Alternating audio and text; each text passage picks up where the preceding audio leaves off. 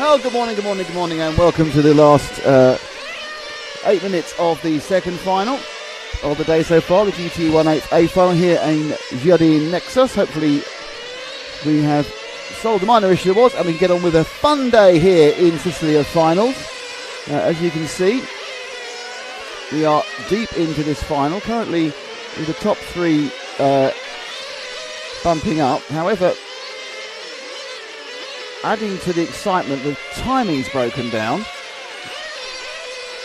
So that's from we have no timing from the club either now. So it's been an interesting morning for everyone, really, hasn't it? As you can see, the reason the timing's frozen is because the timing's frozen. There is no uploaded timing, which is how we get it. As far as they're concerned, everyone's finished the race after 14 laps, which was some time ago. But we're going to try and sort of timing out. So now, this is kind of like the blind leading the blind leading the blind, to be honest, because we don't know, and we haven't watched the start of the race, so we aren't aware of what's going on. And this is the problem with the information leaving the track. This is not anything to do with the interpretation we're dealing with. So that's rather strange, but mildly. It's going well this morning, isn't it, everybody? Well, this is the EFRA 1/8 GT and GT8 Euros. You are very welcome. Thank you for joining us. We'll get this all ironed out, don't worry. It's fine. Hey, these things are such a try, everybody. That's what live broadcasting is all about, reacting to things that have never happened before and just sitting and going, why is that happening? Why is that happening? Well, because life is the answer on that one. So, this final is getting towards the end. Hopefully, if you're listening, you can hear us clearly now. Those of you watching along with us on the live timing on my RCM will see that it's locked. So, they've had a problem. Quite recent one. I don't know whether the countdown is actually still working correctly, and there are 6 minutes to go.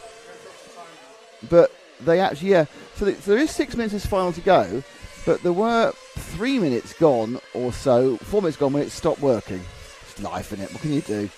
Hey ho. Hello, everybody. Hope you're all right now. So we solved one problem, which was a weird issue for us on sound. We solved that, and now we've been given a new problem, which has nothing to do with us. It's the timing people.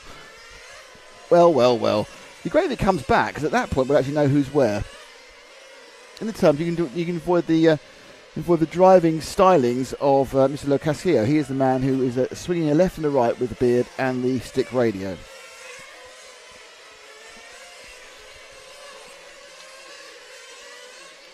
So after this, we start the first round of the run of the finals in the GTE, 3 legs with the C, B and A electric finals. We come out and try again with the nitro. But is it counting down? I think it is counting down a bit, but just not updating. I don't know, there are 4 minutes 50 to go, I've no idea.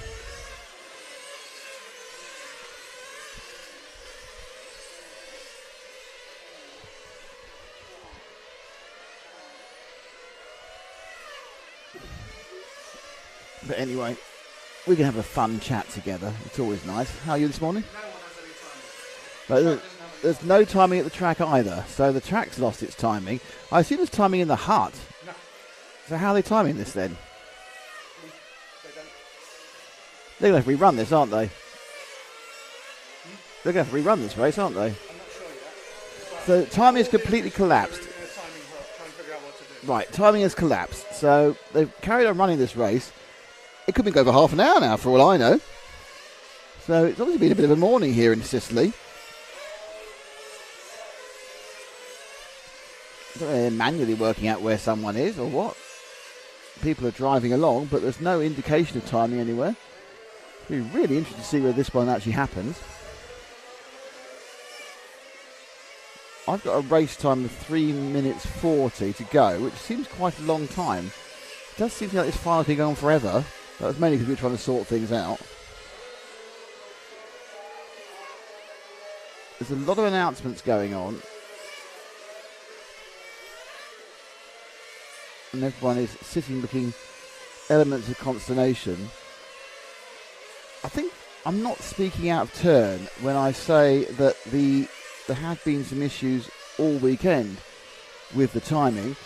It's been staccato and delayed and not really doing what it's supposed to do, which has been quite annoying. But it has always worked.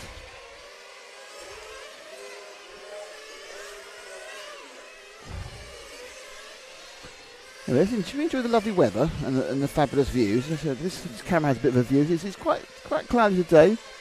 There's a couple of yesterday was full sun. Today there's a cloud cover.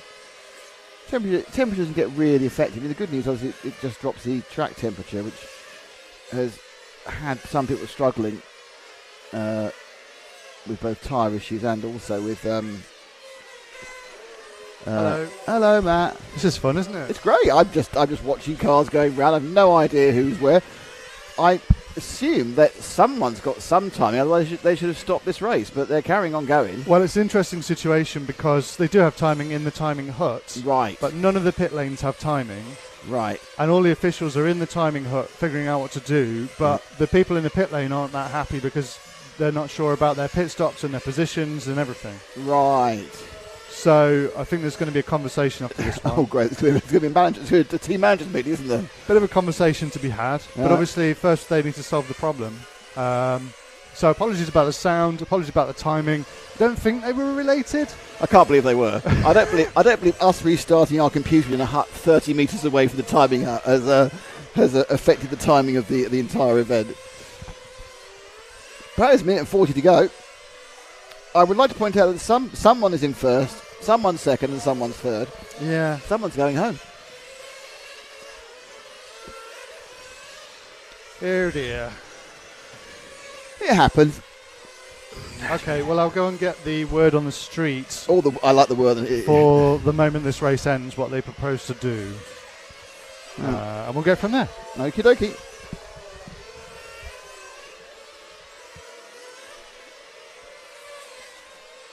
Here is the consternation in the pits. They're just getting on with it. Now, most of them have their own stopwatches, so that negates the requirement for seeing how much the race has actually elapsed. I kind of feel this race has gone on for a very long time.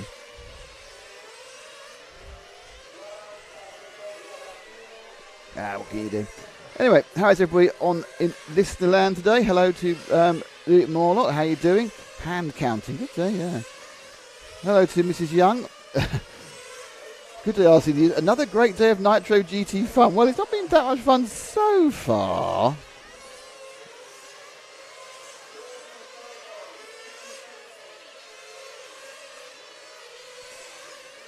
But it may well get to be fun. So if they fix the timing, I'd say next up is a round of electric finals, the first of 3 legs of the C, B and A finals, no bump-ups. Then we have the quarterfinals of Nitro. Then we have the second round of electric finals, CB and A. Then we have the semi-finals for Nitro. Then we have a practice for the 4 drivers who qualified directly into the A final from qualifying. They run around on their own for a few minutes. Then we have the last chance final, where one more driver will make it into the main Nitro final. We have some lunch then. We've overexcited ourselves. We come back after lunch with the final 3 legs, final leg 3 of the. Come back from lunch with leg 3 of the 3 finals within electric. Oh, it's so fast, or even slow. And then we have the main final, which is currently going for 3:15. But given the fact that there's difficulties this morning, I wonder if it will actually go off. So they've all wandered off now. There is a result somewhere, I expect. Someone's been pushing an abacus to count the laps. That is not the result on the right-hand side. Well, it might be, because that was after 14 laps. And they do 75.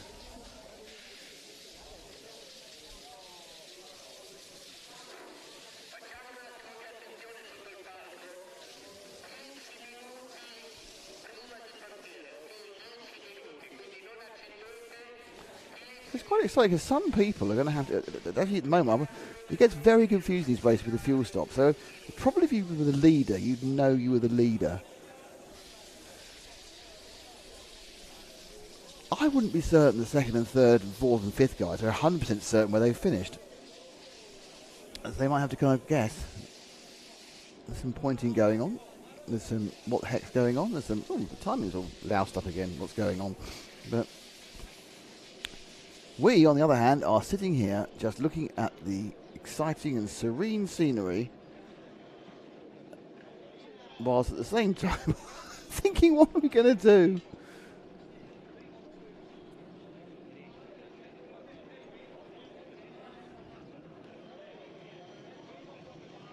As Damon Robson said, the top three bumping up from this is somebody. Well, actually, Damon, to be honest, it's not somebody. It's somebody else, and somebody else's friend, or Mr. A, Mr. B, and Mr. C. But who knows? Apparently, timing in the timing hut, the timing is working.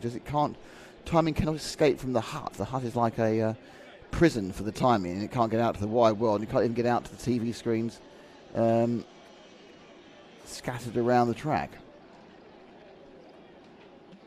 Now, interestingly, it all just restarted again. Why did the timing do that? It's weird. Now, I get the impression there might be a slight improvement to things here. Yeah, they've restarted the timing. That we actually did get some sort of update from the timing, whether it was automatic or what. The 188 it's reset the times. Oh, got the final. Got the result. We have a result for the final. It was Davide Stefanazzi who was first, Fabio Quadarello was second, and Christian Delgado was third. So it was Italy, Spain. Those are your three bump ups. And they're holding a break while they sort it out. But we have got results of the last final. Leonardo Locascio, the man with the stick radio, it doesn't bump up. He came fourth, and he missed out by 5 seconds. Then it was Marco Quadriccio, Alexandros Paparoglou, Gilles de Wilder, Pasquale Monfalcone, and Manuel Silvestri. Marco Artaviglia didn't get the trip, he got 6 laps. So that is the actual result, which has now come through. They are having a break to try and, what's the word for it? Sort stuff out? That's the word for it. Is it a donut and coffee break, do you know? Well, Matt's not listening to me.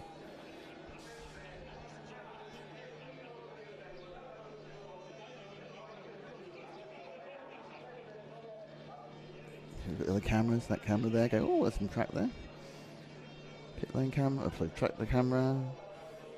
Wide GoPro. That's not quite the right position, is it? I'll tweak that in a minute. We'll be having a few issues. I will tweak that baby as well, make that better for everybody. It's a long day. We'll just wait really for the main events. Actually, one of the main events is coming up quite soon, of course, because the first leg of the Electric A final will be up in about 35 minutes. 40 minutes. So we are quite close to the first part of the awarding of a European Championship. Oh my, I've slept really bad, and the neck's really bad. Send love. Got bad crick neck.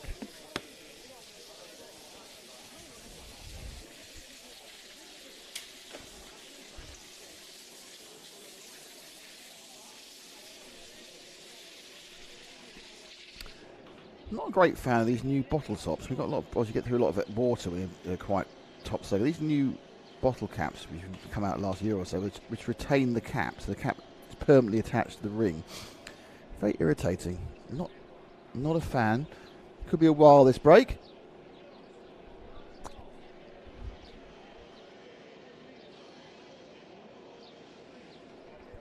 Okay, we're hearing this could be a little bit of a longer break than 10 minutes. As they try and work out what's going on with the timing. The thing to remember, of course, is that the timing screens are not just for the timer keepers, they're also for us, of course, but they're used all around the pit lane for people to know where in the program we are, how close they are to their races coming up, and also in the pit lane it's actually used to help knowing where you're on the race and timing for your pit stop. Most people will time their pit stop individually on their own stopwatches.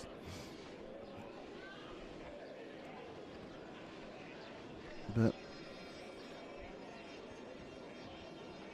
not having timing is a major issue.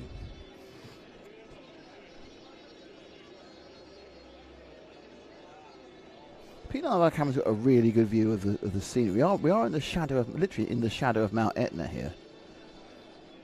Look behind the track. So if you look at where are we now? Yeah. So if you look at the straight there, so if you go to the left, if you look directly 90 degrees left from this shot, it's about a few miles away. It's 10 miles away, 15 miles away. Mount Etna, Europe's most active volcano, and it's permanently just pumping out bits of steam and smoke. Hasn't threatened to erupt recently. Well, by that I mean this last week, so we're still okay.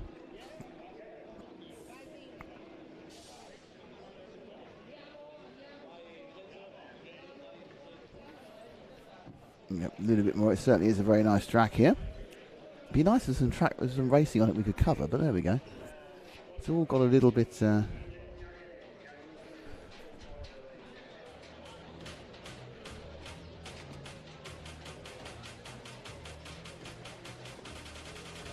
waiting for the stand walk. All cars are coming out. This is positive.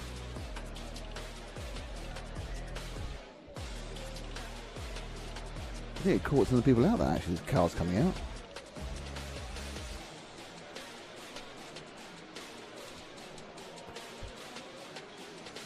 There's Mrs. Pfeiffer. Good. Waff.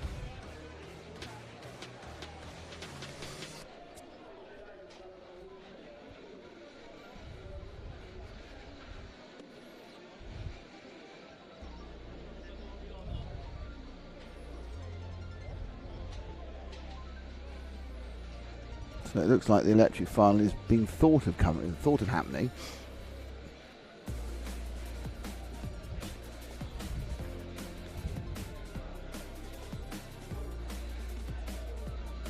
It's the electric C. 7 minutes, these are the electric finals. Obviously no refueling because they're battery powered.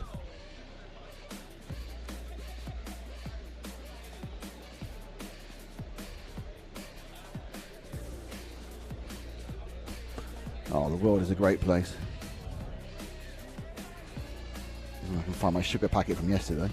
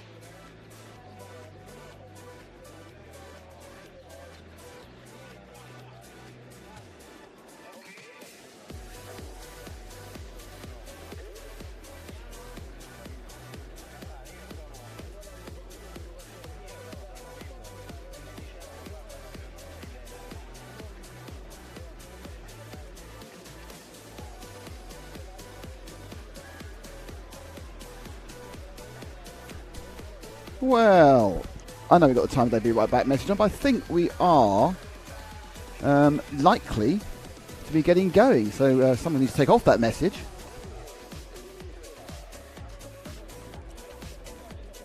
And we'll be getting ready with the C final of the Electric C final.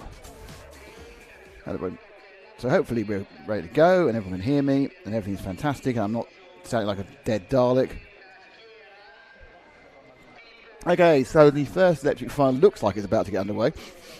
Gerd Pfeiffer on pole, Nick Zinderick is second, Frederick Milzer is third, Ivan Sinko is fourth, Francesco Domanin is fifth, Felice Cananala is sixth, Tomislav Bergov is in eighth, Mario Martinic is in 9, and Severiano Aborigino is on 10. I thought there were 29 electric. I got 30 or something wrong. There are 30 apparently. There's some testing going on for timing, which had an absolute fit early. And here are the entries with their nationalities. Gerd from Switzerland, Nick from... where's Nick from Slovenia? Then we have Frenchmen, we have three Croatians, and our Swiss. It's a very international, heavy.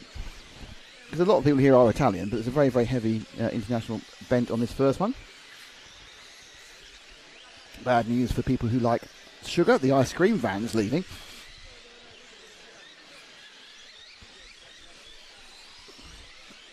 Never a good thing to have the ice cream van leaving. Hello from Sweden, says Matthias Elmerthors. Hello, Matthias, how are you doing?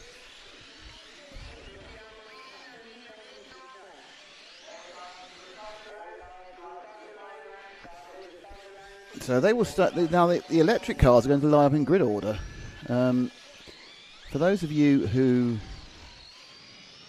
have seen the IC files earlier, they're all set up from the side, of course, because they can't self-start. They have to be dropped down. This is our first chance to see the centralised starting position. Car 3. Is car 3 not there? It's just arriving now. On the side there. That's the 3, the GTEs. Getting ready to go. Looks like everyone's quite excited about everything. Here we go.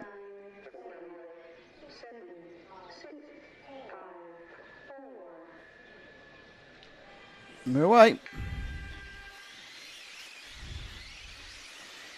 And Pfeiffer, in the RC Racing TV colours of orange and grey, takes the lead and immediately loses the lead. Now, one of the struggles for these cars is that the first couple of laps, their tyres are cold and they need to be very careful and get them warmed up as quickly as possible to get some grip. No such problem for Nick Zinderick, who's taken the lead. I think it's Francesco Domanin who was in second. So this is a straight 7-minute race. And is this the 2 car that's leading? Sweeping round the timing bay there and into the run across the front of the roster before going through the switchback. And then the little kink. Look at this. Moving well. So Zinderick, who actually did win a couple of his heats, and he's established an absolutely massive lead after 2 laps. It's like everyone else has had that problem, as I said, about getting their tyres up to heat. No trouble for Zinderick, who's absolutely scorched away. 6-second lead he was scored last time round. Not sure it's any less now. Let's not drop back and pick up the second car, Matt, which could be a bit of a wait by the looks. Look at that for a lead. It's remarkable after 3 laps. In second, looks like it's the 5 of... So Domanin, I think, must have... Francesco Domanin, the younger of the Domanin brothers, must have had a little issue. Because he has dropped back more than you'd expect, but he's then gone back into second place again. Unfortunately, Gerd Pfeiffer has already retired. That's disappointing. This is our RC Racing TV's Super Sporter.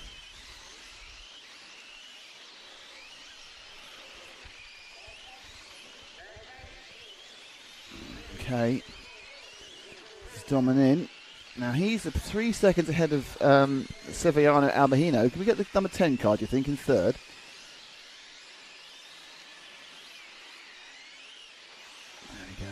round. Let's see, there's a bigger gap now, isn't it? Is that the 10? Is that Abrahino?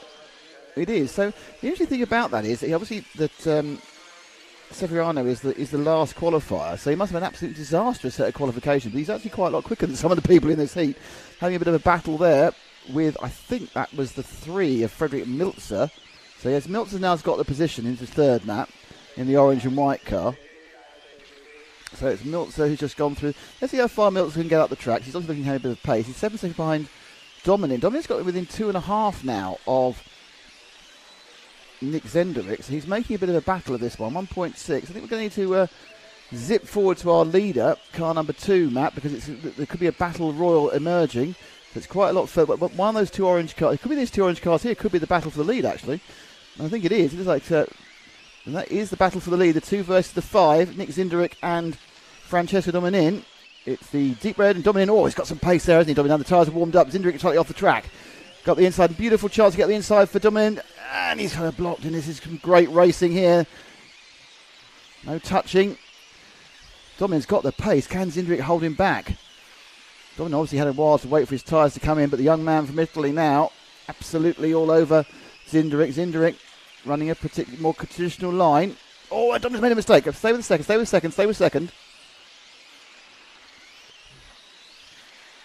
Now Dominin, I'm pretty certain, will pretty quickly, after getting that too much power coming out of the corner, will pretty quickly run up to the back of Zenderik again. He's got greater ground speed, but Zenderik proving how a well-driven car is hard to overtake there.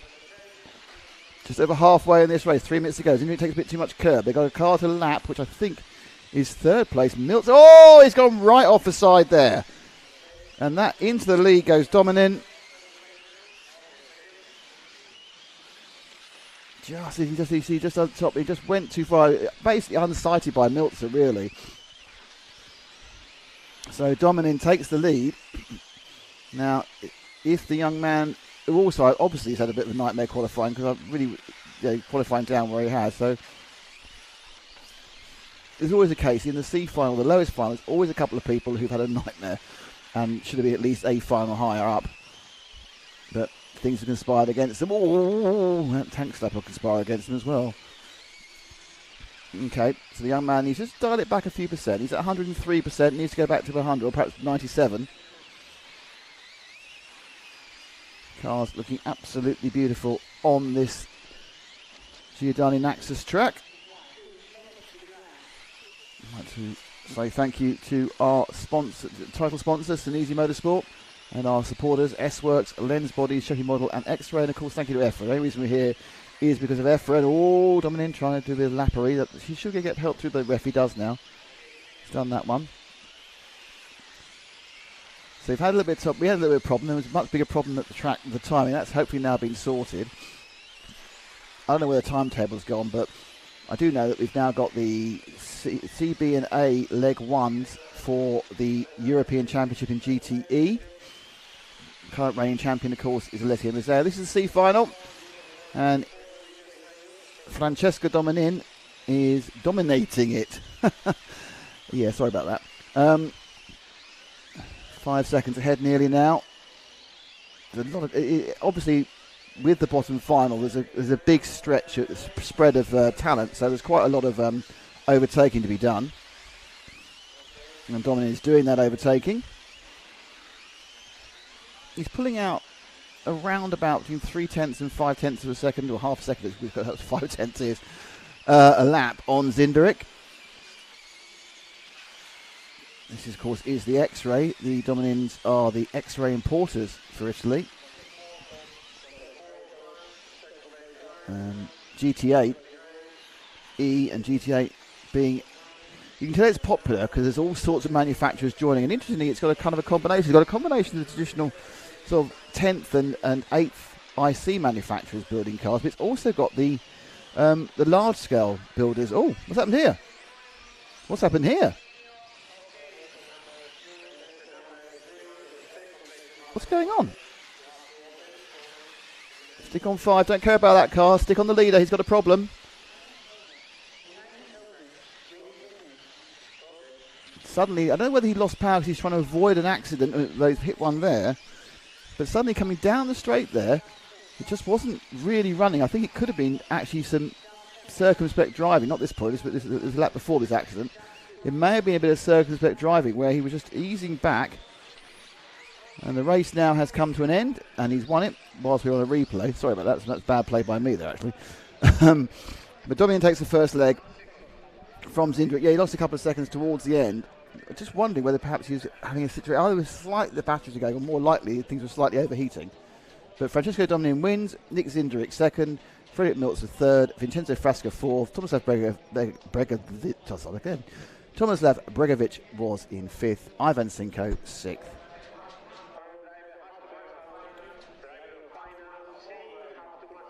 And the final to come. Let's see if I get a chance to check that everybody heard us and everybody thinks it's fine. Matthias Elmerforce drives an RC bike. Thank you all for who's listening on all our and watching on our various outputs, be it the RCTV YouTube page, be it the EFRA YouTube page, be it either the equivalent Facebook page. Thank you for sticking with us this morning and joining back in again. It's been trying for everybody, but I think we are now over the worst of it. Famous last words, obviously. I think we're now over the worst of it.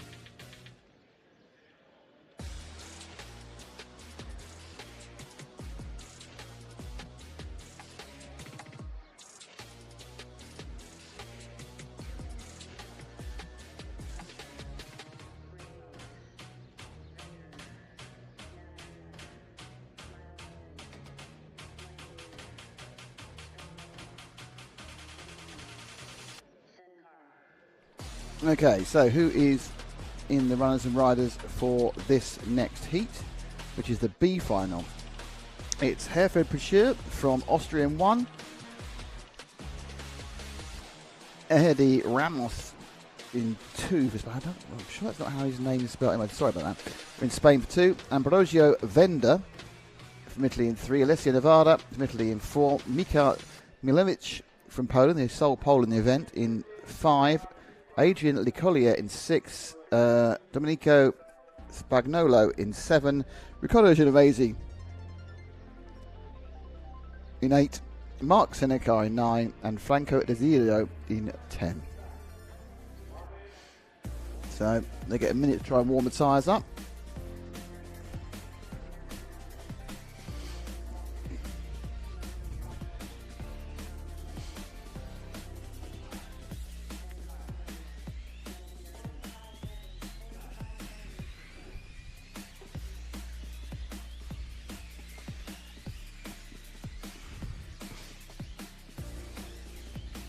And as if to back up what I just said, here is the entry.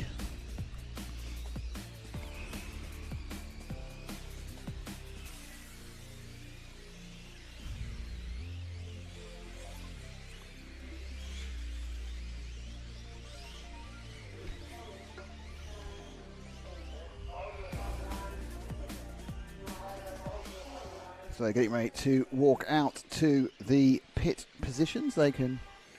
Oh. Just made a mistake there. They've started the race. They've started the race early by accident there.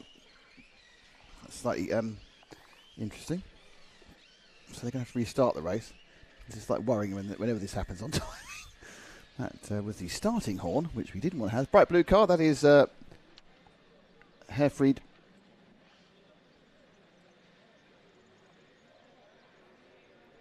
Thank you, Matt, for that. That's Herfried. I can't believe you're so I'm being heckled. Okay, let's get ready to go.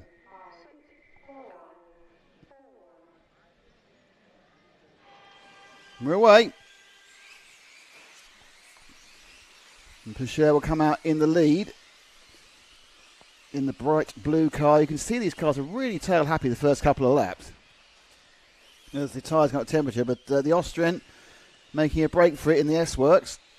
Let's try and work out who's second and third. Just need to see the numbers go past as the time is a little bit slow. And the second and third battle is 3v2. So it's Venda versus Ramos. Ramos has the Red Bull colour scheme. Now it's 2, 3 and 4 actually, because also enjoyed by Alessia Nevada as well. So you've got a bit of battle over 2, 3, 4. Nice break for the leaders. Blue car flashing underneath that shot. But obviously we've seen though, once the cars come up to temperature, they start to behave indifferently, and the cars which looked slightly out of it begin to come into it. And you can see almost immediately now, Venda's machine is looking better than it did in lap 1 as a bit of temperature gets into the rear tyres. But they are 1.5 seconds behind that blue car streaking down the main straight. Into the fast first corner. First 4 cars sweep to the left-hand side and past timing and scoring. And now they're going round in front of the roster and through the switchback. And this is the King. Venda from Ramos from Navarria. But don't forget Poucher is away. So Venda with the orange nose. Ramos with the Red Bull colour scheme. And then the flory yellow. That's Alessia Navaria. Line of stir, minute and 40 gone so far. Poucher's lead is just creeping out a little bit each lap. A couple of tenths. He always was BQ, which is the worst position to be in any electric event. Remember, went to a World Championship, I think it was 2006, might be 2008. Shushihara was BQ. And he literally, he just showboated all the finals. Had the whole thing hang out. He was just basically drifting around just for the fun of it, because B was just not what he wanted to be. It was spectacular. I think he still came second overall, despite the fact he just did the whole thing as a showboat race. It's brilliant. Oh, a bit of oversteer there. But held it in line. So this is the battle, second, third and fourth. Don't forget that Herfried Poucher is away and gone by now 3 seconds. But these three nailed together. So the second and third are very close. 3 from 2 from 4. He's gone right off. And that is from second to fourth. Oh, that's interesting. That's not the bit I thought I was going to get. Never mind, sorry about that. It's a different replay entirely.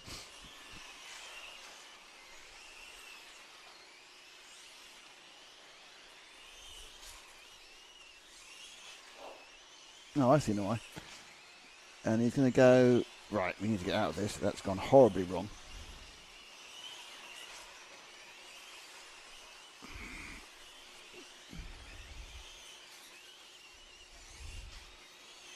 I hope you enjoy these multiple slow motions here. Ah.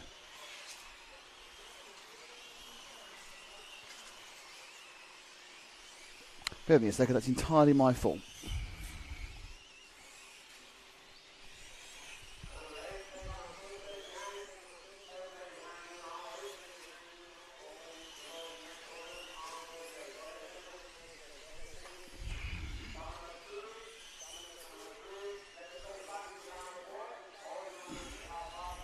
This is what happens when Matt gives me half the information I need, not all the information I need.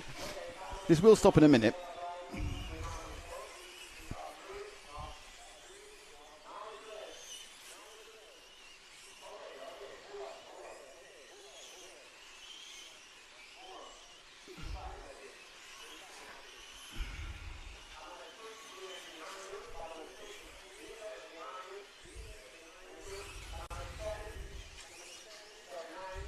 Yeah, apologies for this. Is my error here, which is why we're having even more fun.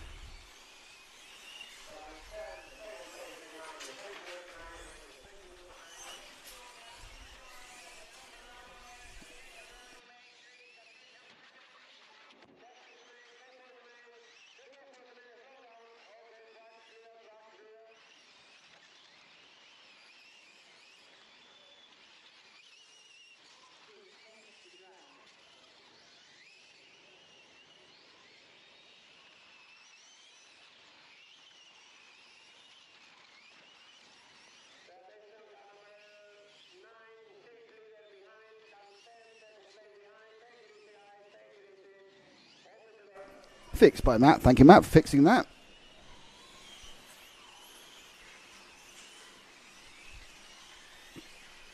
Oh, you really shouldn't let me loose on new equipment. I've only got an old equipment. Anyway, so it's Poucher from Ramos from Nirvana. Vendors dropped out of this with a problem. Ramos is a lead of about a second and a half. Poucher is not as far ahead as he was, so Matt's going to need to run back because there may be a battle for the lead in the last minute or so. Down the main straight they come. That's Poucher in the blue, Vender in the white and the orange. Only a second and a half between the two of them.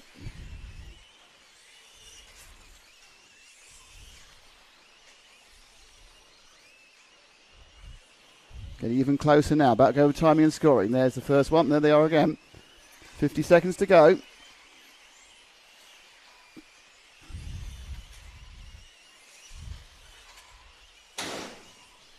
Door shuts very severely there.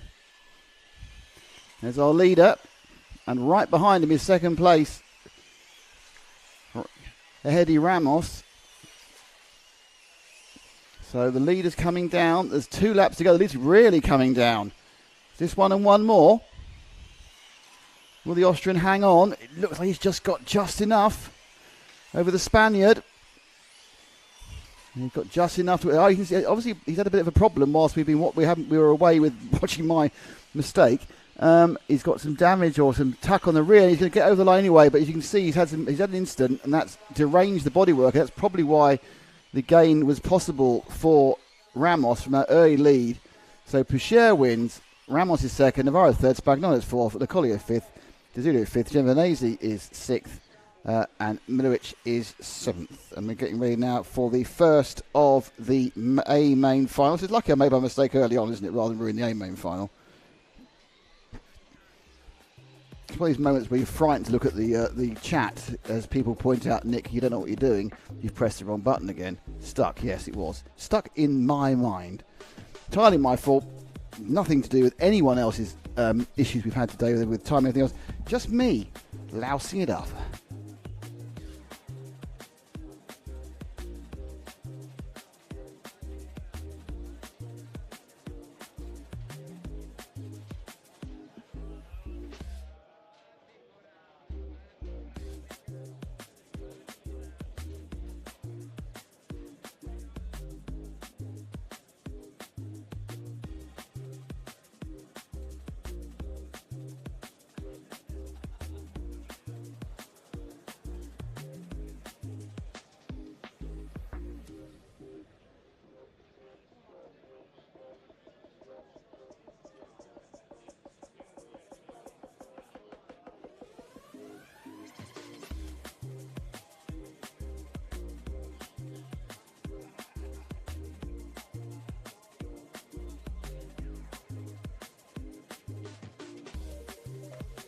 So first day final coming up for the GT Championships.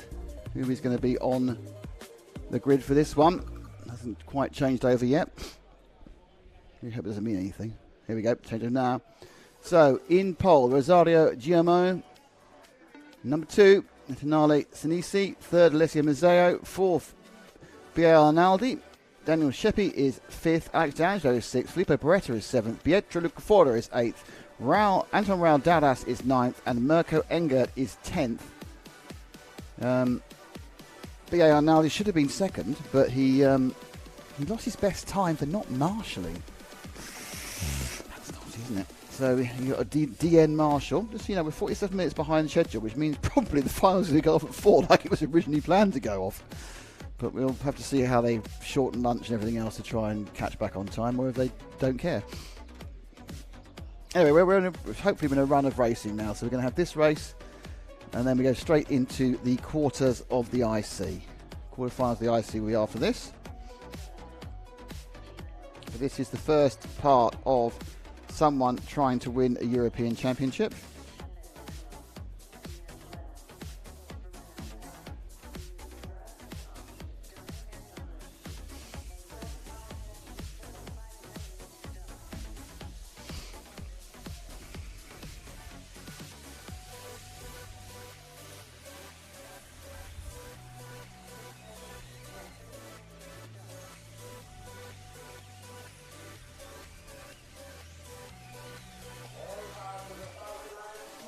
Cars being sent to the starting line. The idea is not to have too much chance to get the heat in the tyres. It all gets very exciting this season. I'm very much enjoying these electric cars, but they're slightly different issues in the first couple of laps. Makes them fun to watch. Someone's knocked that camera. That's always good news.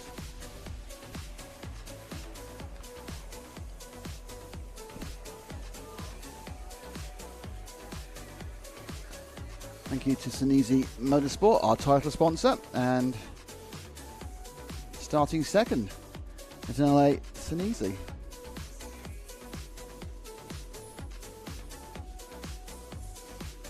There is the first two cars, but on pole,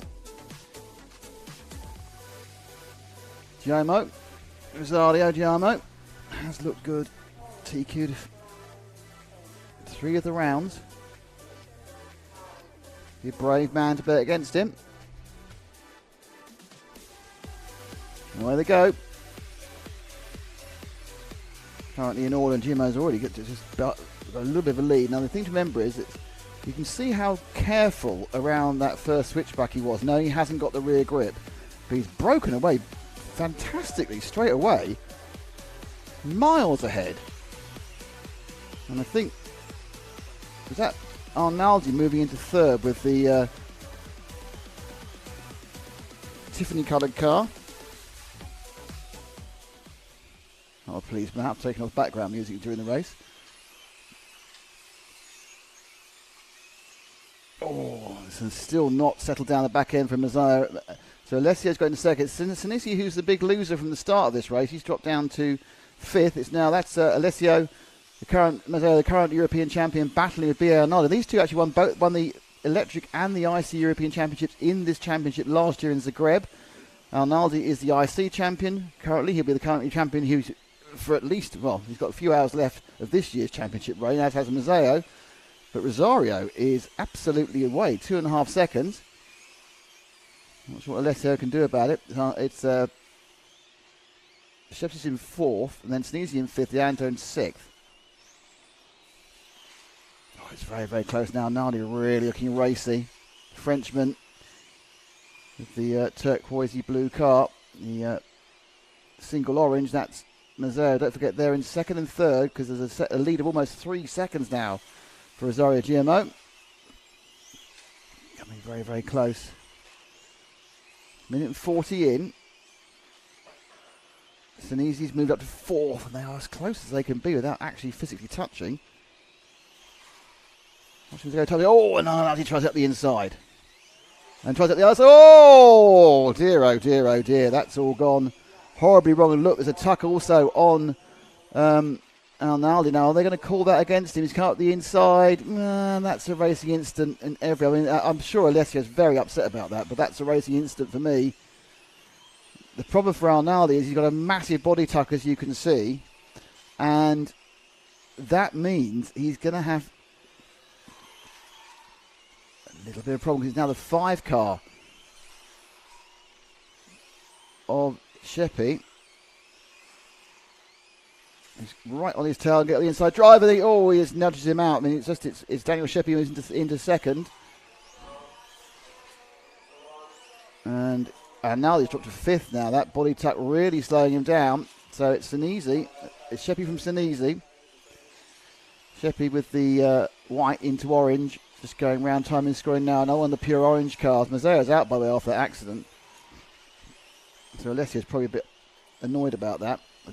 I did, looking at it, yeah, it was aggressive by Arnaldi, but I don't think it was actually punishable, if that makes sense.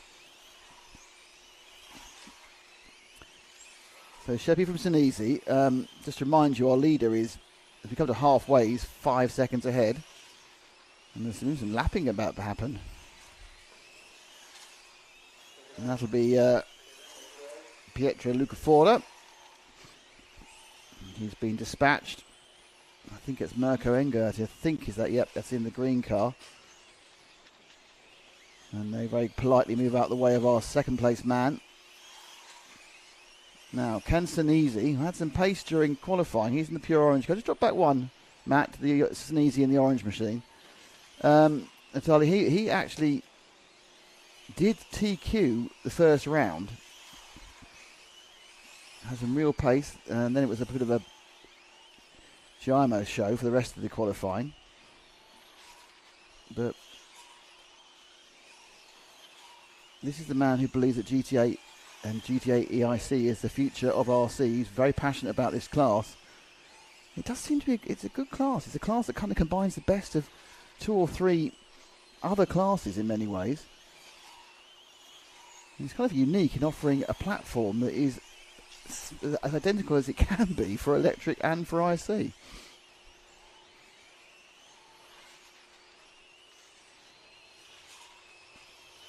So Senesi trying to catch Sheppis. They've actually gained a tiny bit on our leader. That may well be because he's going through traffic. But the lead's come down from 4.5 to 3.9. I wouldn't read too much into that.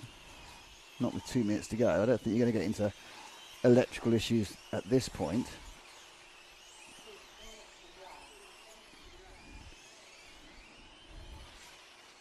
Some really good work by the referees and the other drivers. Good awareness. That marker's not getting in the way of these drivers. So Senesi is creeping up to the back, as you can see visually, of Sheppy. Not overly sure whether they're going to be able to do much about it. Catching is one thing, passing is another. So Arnaldi tried a very aggressive pass. Arnaldi's is in fourth with that body tuck. Mazzeo is out of the track, out of the race after that thump. There they go.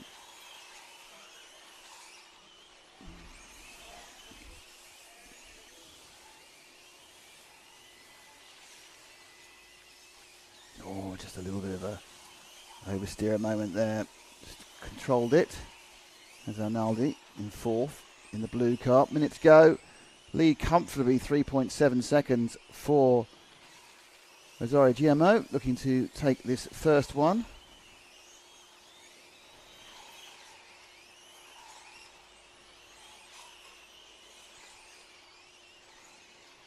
Sheppy, the gap stayed at about 3/4 of a second between Sheppy and Senesi. So, Matt, with 30 seconds to go, should we find our leader? He's 4 seconds up the road. He's car number 1.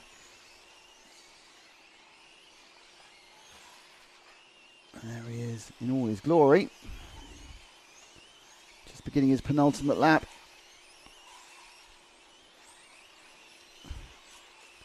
Hasn't featured in this broadcast because he's been so far ahead from lap 1. So absolutely copybook how to drive the first leg of an A final. Don't forget it's the best 2 results to count. So he's halfway there to a European Championship. And he's going to cross the line any second now and take leg 1. It's a cracking win there. Pole lights the flag, whatever you want to say. 7 minutes of excellent electronic driving from Rosario GMO. Daniel Septis is second. Natale Senesi is third. Bernard Alanaldi is fourth. Alex Zanto is fifth. Felipe Beretta is sixth. Anton Raldalas is seventh.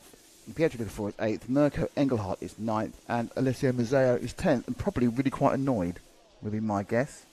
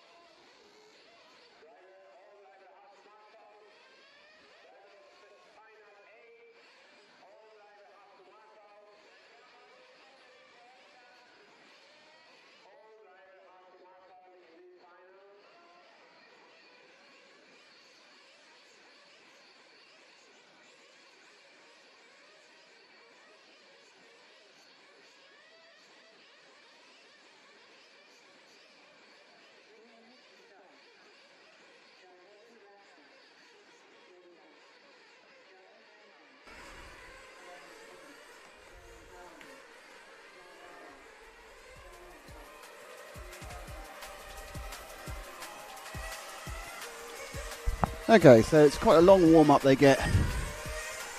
I think it's a 3. I think they count it down from 5 to 3 minutes. A 3-minute warm-up they've got. It's Dario Grasso will start this one, but we should show you where we're at. We're at the quarter B final. Dario Grasso is starting in pole. Alessandro Grassa is second. Anton Raudaras is starting third. Now he's just literally come off the electric race, so he must be panicking around to get the other car running. Riccardo Coco is in fourth. Gianluigi Baroncini is fifth. Graham Lockie from Ireland is in sixth. Then we have Salvatore Perello, Gerardo Russo, Matteo Barbera, and Leonardo Cacutio, who are all Italian. 1, 2, 3, 4, 5, 6, so it's 8 Italians, a Spaniard, and a man from the Republic of Ireland. Are your runners and riders for the quarter B? That will be followed by the quarter A, and then the second round of electric finals.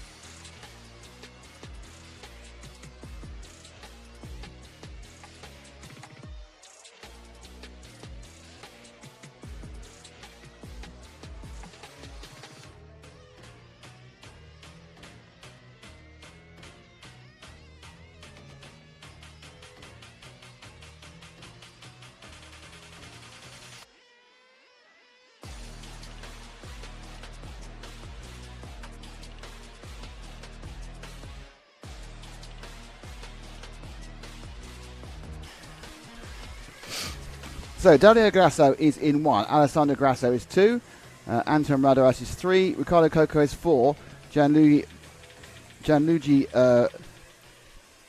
Broncini is in 5, Graham Lockheed is 6, Salvatore Perello is 7, Gerardo Russo is 8, Matteo Barberera is 9, and Leonardo Cacutio is in 10.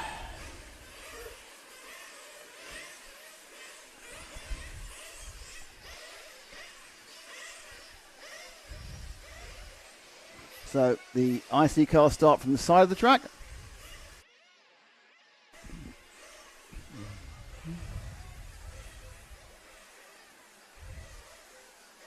Italian flag is raised. He's 20 minutes again.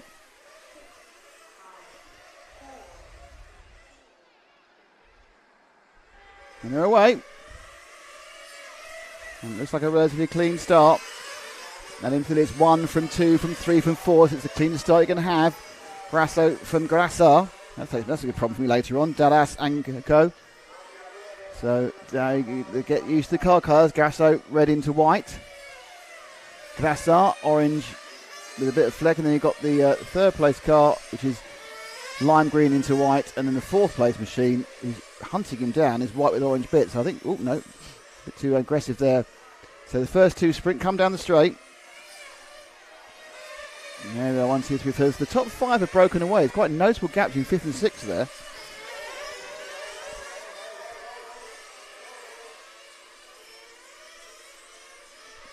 Very weird messages over the tannoy. It's like hold. So we're looking now at the second and third battle, which is 3 and 4, because there's a problem for car 2 in that lap. I'm not sure he's dropped out, had a problem, but car 2's not taking part in the issue at the moment. I kind of looked down for a second at a timing screen and something's happened. Car 2's had the problem. Not in the pits, just had a bad lap, 22 laps. He must have had an accident. You saw that on the screen, I didn't because I was looking at 3, 4 other things. Hopefully it was a good accident, no idea.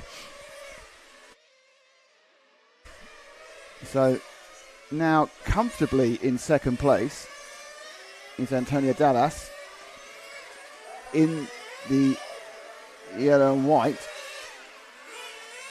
Third place, just drop back one more, and that's the third place car of Ricardo Coco, white with the orange underneath. Now Coco currently is the last person bumping up to the semis, top three go up. He's got 2 seconds over Salvatore Pereira, but we're very, very early days. We're a minute and 50 in. My guess is the car 2 of Alessandro Grassa, after that mistake, whatever it was, will come back through the field unless he's damaged the car. Do not forget that you cannot fuel for the first 7 minutes.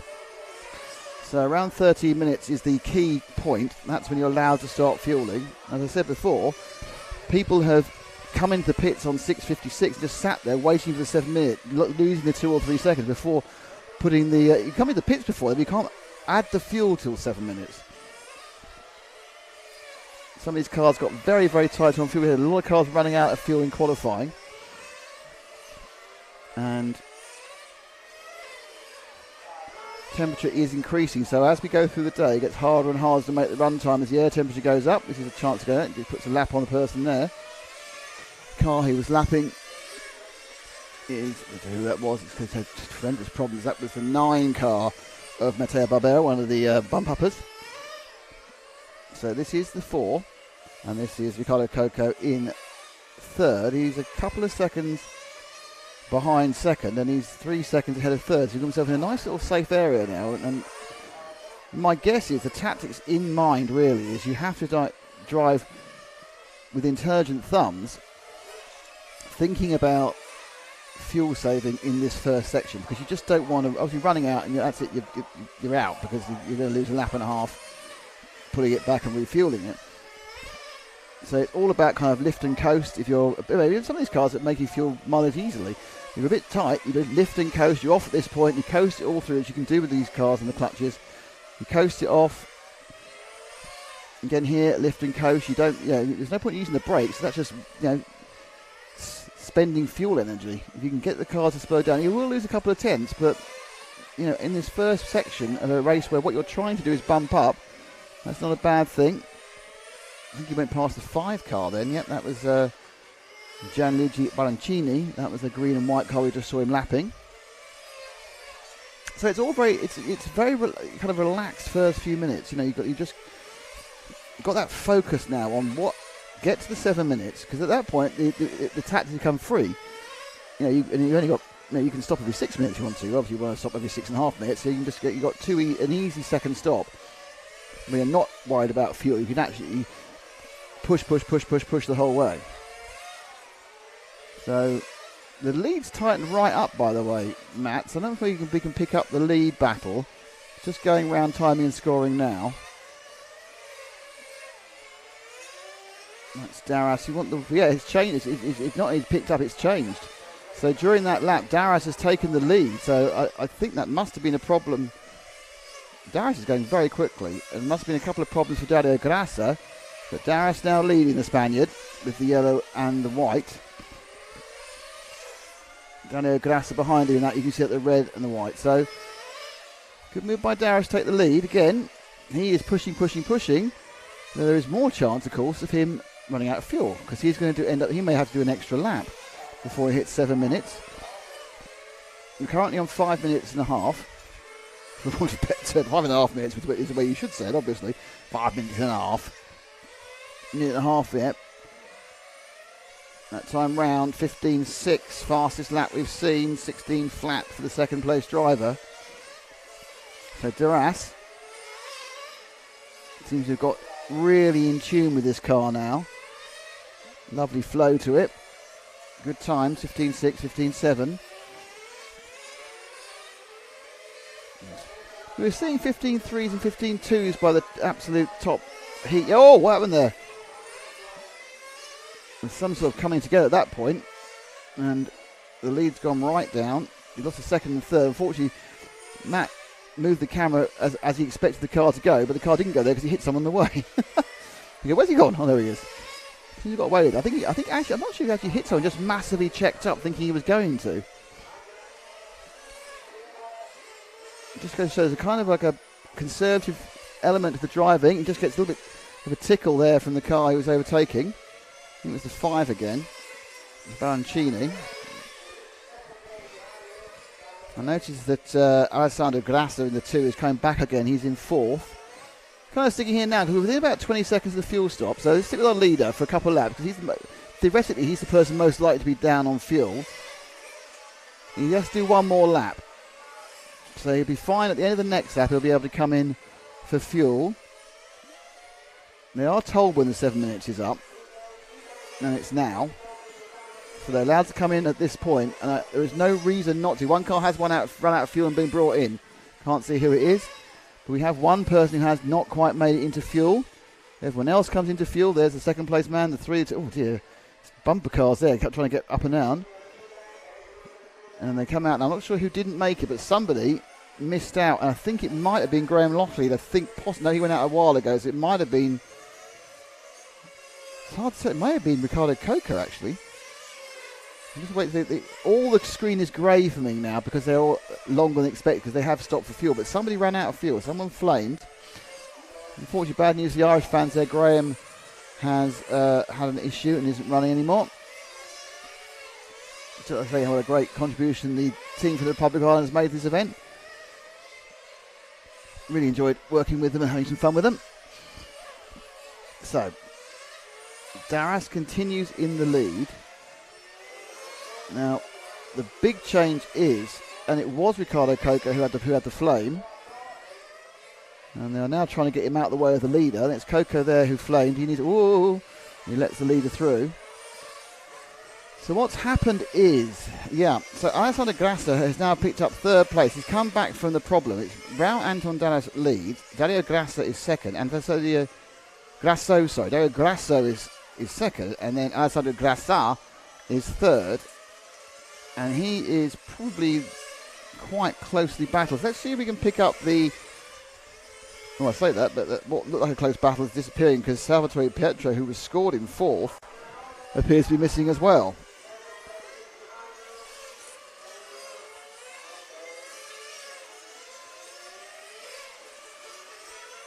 Yeah, Pirello had, I think it must have...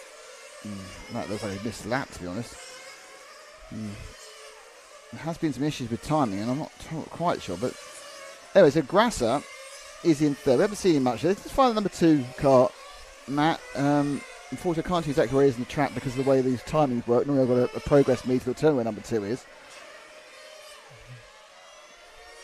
There he is. Thank you. Oh, he's upside. No, that's 9's upside down. So that's Barbero again having a problem. But there's the 2 orange car with some. It's actually quite clever because he's got a single colour body shell. He's stuck enough stickers on it to make it look like it's got colourful flashes on the side. I think that's just a range of sponsor stickers and a kind of a let's cover every inch in sponsors as our NASCAR would do.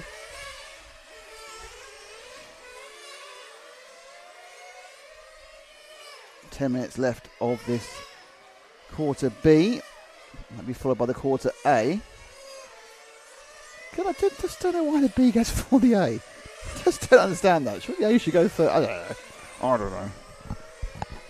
We seem to be, going into the final. It's an advantage surely to be in the first race. You get longer to prepare. Who knows?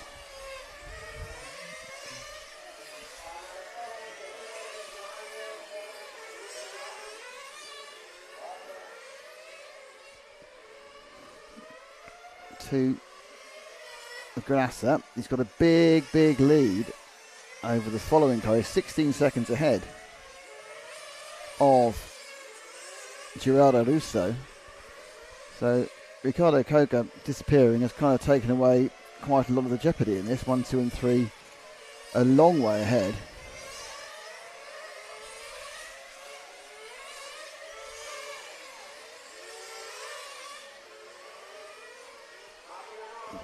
We are now just doing that thing you do in the middle of a race, which is turning laps, trying to work out where you are, trying to work out what you need to do. Now, obviously, in the main final, you need to go as fast as you can and get up the track. But if you are just racing, as we lost another car's about to be brought in, not sure who that is. Just the back of the track. I think that might be the 5 car actually about to come in. Lost a wheel, that's never good. Front right's fallen off that car. And that is the 5 car, I think. Was it the 8 car? Is it the 8 car?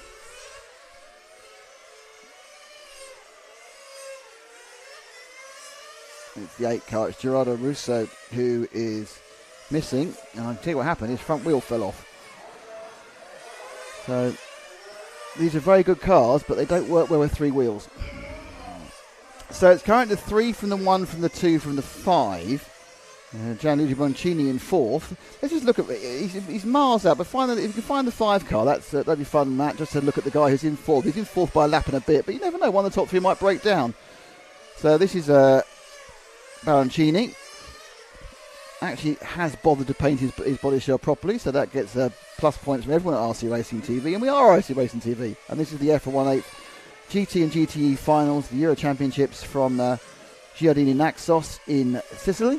That's in Italy, and our title sponsor and great friend, it's Senesi Motorsport, and our supporters, S-Works, Lens Body Share, P-Model, and X-Ray.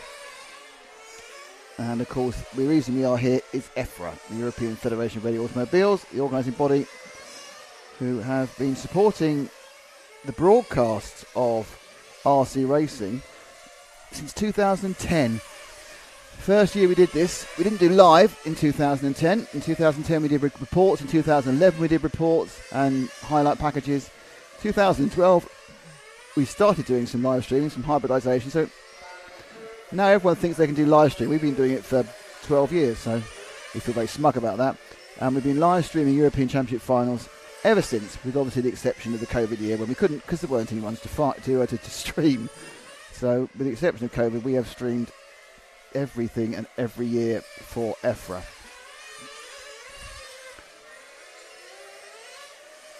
So I have no idea how many hours it is. I think thousands of hours.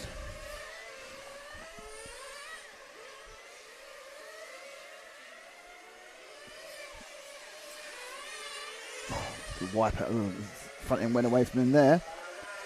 So final fuel stops be coming up for most people.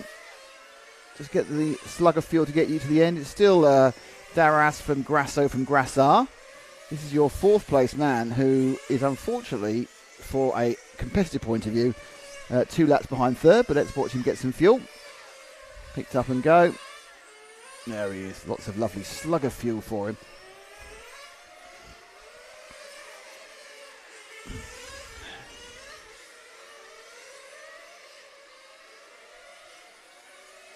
Let's leave him now. Well, who should we look at now? Oh, he's stopped. I'm going to leave him. He's stopped. Well, let's not leave him at all. Let's go and see what this is the most interesting happening. Let's find out what the problem is. It's broken, he says. How is it broken? Oh, completely. All right. It's not a bit broken. It's completely broken. Is it totally broken? Yeah, look, I'm going to roll it. No, it's running again now. Well, that's weird. Now it's running again. Did brakes lock on? Clutch gave up? It did break down after it went over the timing line, so it wasn't quite the disaster it could have been. This is 38 seconds, so that just cost him 19 seconds or 20 seconds, but that was very weird. Well, interestingly, now we have a new 4th place man who we've not really looked at, which is car number 4. So if we can find car number 4, Matt, that'd be fantastic. I would help you out with a general location, but unfortunately, because I haven't got that information anymore because of the timing delays. So there's car 4. Now, Coco was going well early on, had a problem at some point earlier in the race. I think he ran out of fuel, actually, before the 7 minutes. He's now a couple of laps off. He is, though, of course, in 4th place. So if anything happens to Daras, Grasso or Grassar, he will still bump up. So at this point, he's got the leader behind him, which makes for a great shot for us. We get to see the leader and the person we're looking at the same time. That was good driving. That was really good driving. He let the leader through with a minimal loss of time there, and without really inconveniencing or having any sort of danger for the leader there. I feel like to see people, it's really important to know how to be overtaken as well as how to overtake.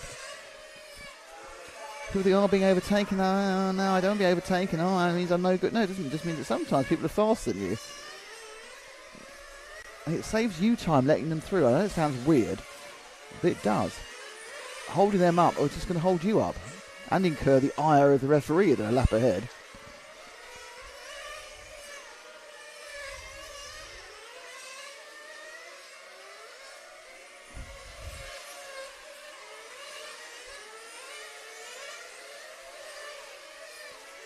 Car's looking a little bit edgy as he gets towards the back end of the run. 3 minutes to go.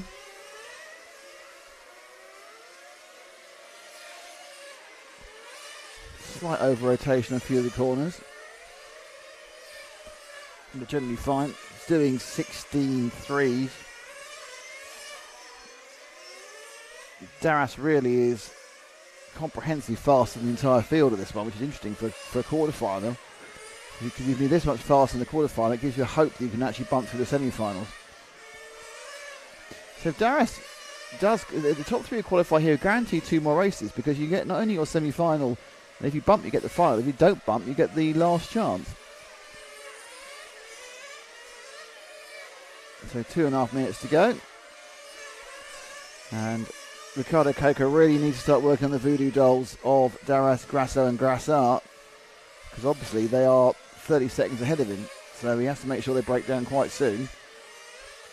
Otherwise he can't win or even qualify, sorry.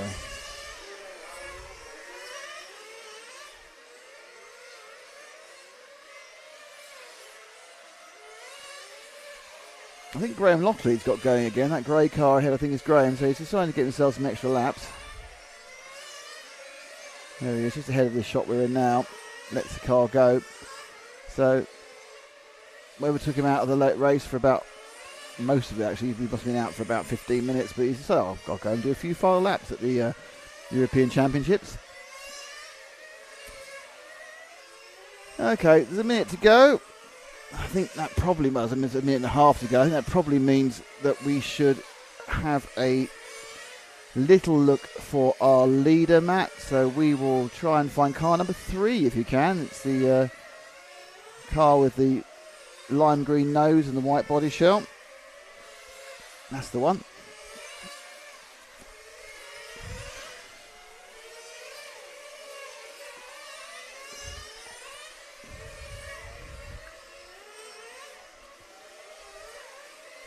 Been a two or three laps for Anton Darras from Spain to get the front. I don't think he just raced the electric race. He just put the electric car down, ran around, picked up the IC car with his mechanic, and off he went. So very short turnaround for the Spaniard, but it's all worked out well for him. Looks like the top 3. He's about to lap. That is our. Well, this is what you're about to see. It's good though. We get our second place man in the picture as well. But just ahead of him is the second place man, Dario Grasso. So it's Grasso in second and Darras in first. Reverse round the other way as Darras looks to put a lap on the second place man. Very convenient for pictures that we can see that. Now, I don't know whether Grasso is going to let him through or even Darras even wants to go past. Oh, we would sort of let him through by falling off the track. So this is the last lap, I think. Yeah, this is the last lap. So Darras is going to take the win. He's going to progress into the semi-final B in an hour or so's time, hour and a half's time. And he is followed into that final by Dario Grasso and Alessandro Grassa. Ricardo Coco and it is in fourth. And then there's a big gap to fifth, which is Salvatore Perello. Another big gap to Matteo Barbera behind him. And then you have Gianluigi Boncini, Leonardo Cacuccio, Gerardo Russo, and Graham Lockheed, who just kind of joined in for the last 10 minutes or so. Or last 5 minutes or so. So they're very short. They're trying to speed up the brakes so you can get some time back. But next up, obviously, is going to be the 1/4 A side final.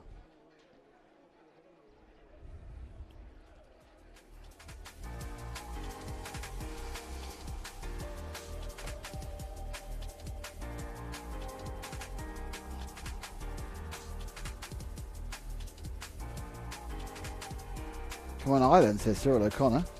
Bravo de las, says Castillo. Absolutely. Well, it's not easy to just swap your driving style.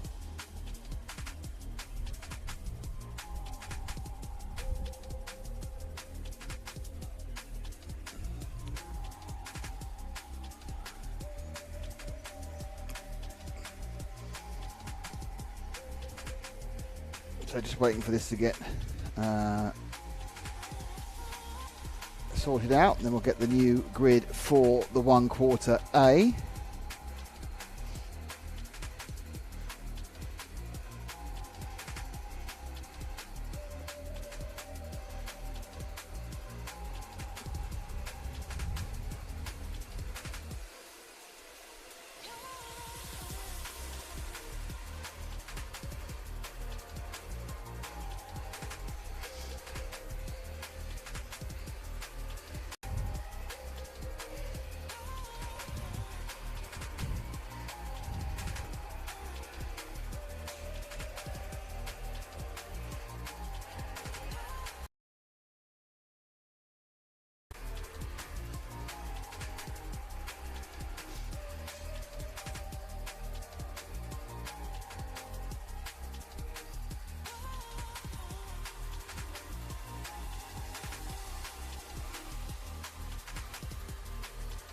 I have no idea why they put the GT8 B file back up again. Exciting, isn't it? They changed these halfway through. You know, it means they're making some sort of revision to that final.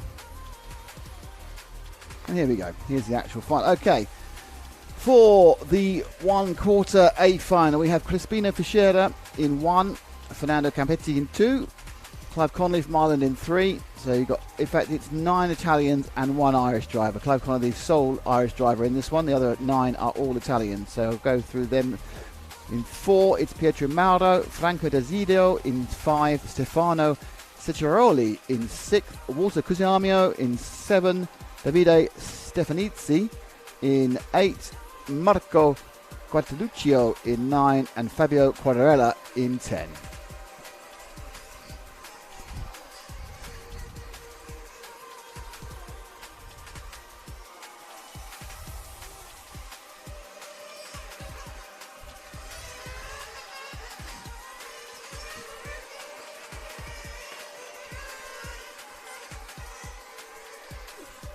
And there's confirmation. You see, it looks like look at all the flags the same. So you notice that subtly one's slightly orange, and subtly one is the rest of them are red for the last third of the map.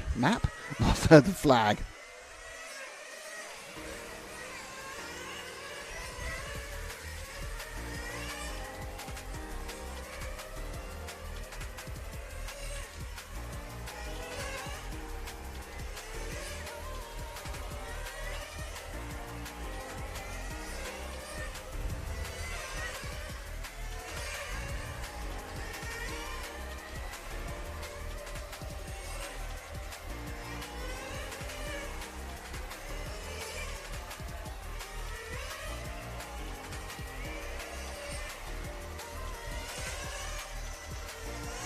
Yet to check in is Fabio Quadarella. Oh, I'm kind of hoping he doesn't feature too much. I'm struggling with his name. So he hasn't checked in yet. If you look at the rostrum, I'm not sure if our pit cam gives you a view of the rostrum. Because the Italians are all in their national shirts, it's incredibly blue. You've got 9 blue shirts, and then penultimate on the end, you've got the 1 Irish guy. Clive Connolly in a black shirt, but the rest are all blue. It's it'll have to be a final that was mostly Italians.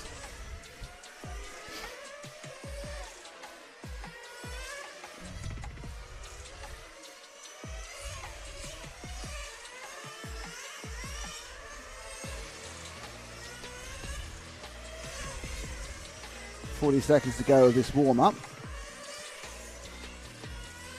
Already walking out with the red flag.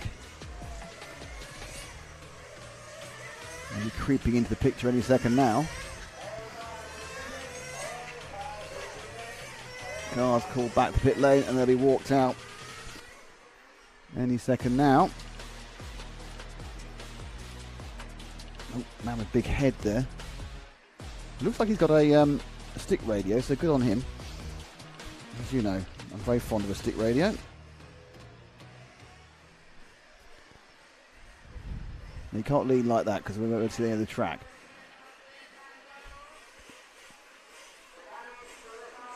Car's been walked out. So it's Crispino Fischer in 1, Fernando Campetti in 2, Clive Connolly in 3, Pietro Maro in 4, Franco Desirio in 5, Stefano Seccaroli in 6, Walter Cusimano in 7, Davide Stefanazzi in 8, Marco Quattuccio in 9, and not checked in, so probably not taking part, is Fabio Quattarello, who's due to start 10th. So my guess is he's not starting 10th. Car's been brought to the line. You can see the Italian flag in the hands of the official starter.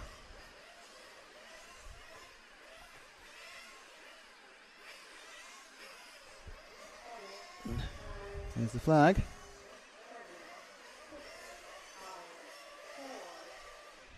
Flag's down. And they're away. Good start from position 2 by Campetti. And they all come past and around the first line. They didn't get the lead though. So the leader stayed with number 1. Fischera from Campetti. Both have made a little bit of a break from whoever's running in 3rd. And it's, oh dear, Connolly's had a stall. Oh, bad news for the Irish. He stalled on the line. So Connolly is going to start at least a lap behind. Actually, they ran him across the line. So they may want to take that lap off him. He got run across the start line. Yeah, they have done that already.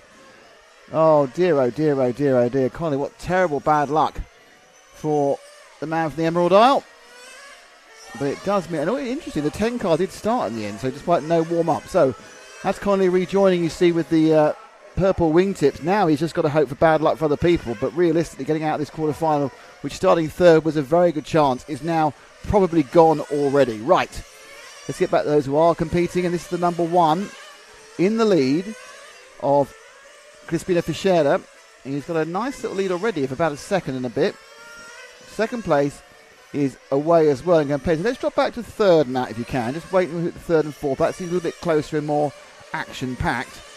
That's not 3rd, so it's the yellow car's actually in 3rd. So it's a yellow from the blue. That's Connolly getting going again. He's at the back, but that's your 3rd place car. That is the 4 of Mauro Pietro, and behind him it's Walter Cusimo in the... Actually, you know what? It is Walter Cusimo in the blue...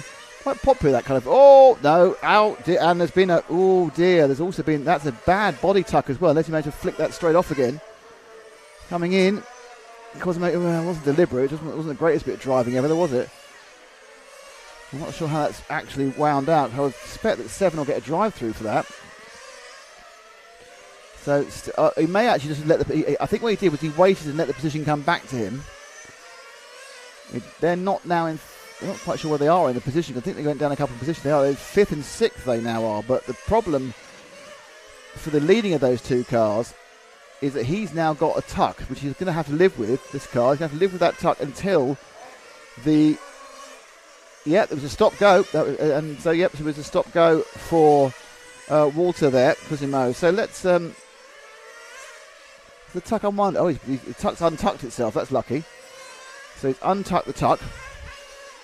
But he's running in 5th at the moment. So, early days, 2.5 minutes gone. So let's see if we can find our 3rd place man. That is car number 8 of Davide Stefanizzi. So Stefanizzi on the 8 machine. Should be a few seconds ahead of our previous victim. He's had like a... So Stefanizzi in a little bit of a battle there. He just goes past. No, he's going past Connolly as well. So Connolly's obviously got that situation where that's back. He's got to let people past. So Desiro's also had a problem. We've had a problem with Franco Desiro. He's lost a few laps as well. So Desiro and Connolly are cars adrift already in the bottom 2 positions. Walter Cusimano, because of that accident and the drive-through, is also at the back, but that's not indicative of his basic pace. So this is the grey car, the 8 machine.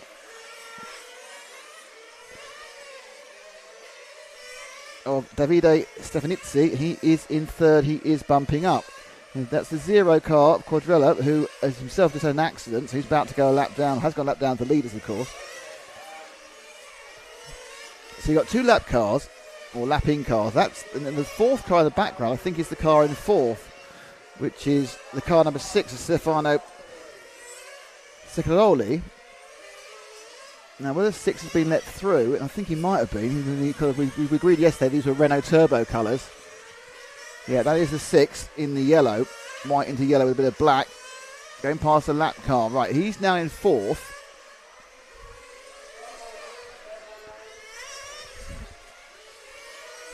So Walter letting him go, and that's so annoying because he's lost a bit of time there, and he's been the problem with the car. He kind of just lost the grip, lost everything. So the 6 car's had a nightmare lap. I'm not sure he's got a problem or just things went wrong for a couple of corners. But what happened was, of course, he got unlapped by 2 or 3 cars. And not only did he have a really bad lap, in the 17, the 18 second mark. Yeah, it was 19.7 that one. So he lost 3 seconds and he lost the position of 2 cars. He's in 4th still. He didn't lose 4th place, which is interesting. But he's now 6 seconds off 3rd. But as we've said before, a lot of this first part of the race is just about getting yourself to that first pit stop without running out of fuel. Some very polite drivers out there. I've been impressed actually the entirety of this race the entirety of this meeting by how people who are being lapped or people who can qualify where the person behind is obviously faster have let people through. The vast majority of people have been really, really aware of what's around them in the race and haven't held people up. There's always the odd coming together through accidents and misunderstandings, but on the whole, been really good. Probably indicative of some excellent refereeing by Javier Garcia, to be honest, but also I think also there's kind of been a very positive atmosphere in the pits. When there's a positive atmosphere in the pits, it kind of permeates the entire event, and people kind of go, no, I'm happy, I'm going to let these, I'm not going to get... it's very interesting how you can, sometimes a toxic atmosphere in the pits can transfer to the track, and people who are normally mild-mannered turn into complete idiots. So, 6 minutes down. I'm not quite sure whether that's a competitive car ahead of him or not. No, it's not. Once again, work out, living out. No. So we're now on that danger minute. Going into minute 7. Can't get the pits yet, mate. Fischera is still leading. Campetti is second. And that gap is quite large. That's 7 seconds. Stefanizzi is third. 3 seconds behind that. I think it's only 4 seconds. That's surprising. I thought it was more than that. So it's 4 seconds from 3 seconds. And then you've got, obviously, best part of 6 seconds back to this man. So he has to do this one. And he's going to do one more before he can get any fuel. But they will start peeling in for fuel in about 7 seconds. So I'm now just watching the pit lane more than anything else. See who's going to come in. By my mind, pit lane's open now. And immediately Loxley comes with fuel, which he didn't even really need, I don't think. Not Loxley, sorry. Oh, we've got someone has run out. They're running back one car that has run out. Who's the car being run back, Matt? Who has run out? It was put down as a white car. Just been put on the pit. So one car, that's that white car there, I think, ran out of fuel. And it goes deathly quiet. Every single person comes in for fuel at the same time. I think that car was run back. It's certainly an all-white car. Oh, that's upside down. That shouldn't be there. That shouldn't be in the track upside down, that's for sure. Two marshals. Car 4. That is Mauro Pietro, who is running. So there's going to be quite a big shake-up here. You need to give it 2 laps just for everyone to kind of calm down, basically. And then we'll pick up where we are. This is officially scored 6th, Pietro Mauro. And then behind him is Walter. And so this is the battle for 6th and 7th. Which is probably the only battle on the track at the moment I can see. So Walter, that's one way to do. Walter's had a little bit of a propensity to hit people, in fairness. Looks at the inside. That's just not great driving from Walter, to be honest. Not great driving at all.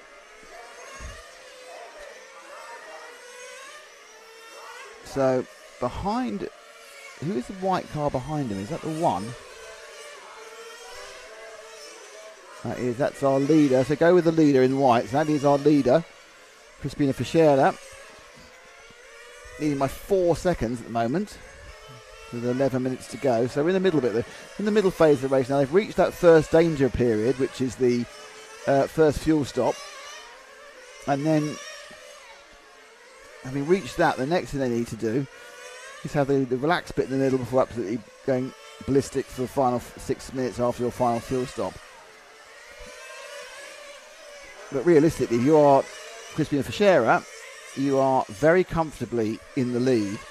And at this point, you just need to turn laps, because the only point of that is to get the semi-finals. Car pointing the wrong way, which is always slightly confusing. Semi-final or bust, it's all that matters here. It doesn't really matter if you come first, second or third, because the difference in a 20-minute final of 2 metres is 0. Especially when being last can sometimes give you a chance to give a view, last on the grid there, to get a view of what's happening in front of you. And often you see people at the back picking their way through the carnage of other people's own problems in the first couple of laps. Campetti remains second, and Stefanizzi is third, and they have a very, very big lead again over the 4th place. We've not had many, we kind of missed out on the big battle so far for the bump ups. Sometimes you have nothing but big battle, sometimes it's like this where top 3 have established themselves. It doesn't mean it's all over. Okay, do you want to drop back the 5 seconds we need to go to get to watch our second place man? That is car number 2 of Fernando Campetti. He'll just be a few seconds behind our leader.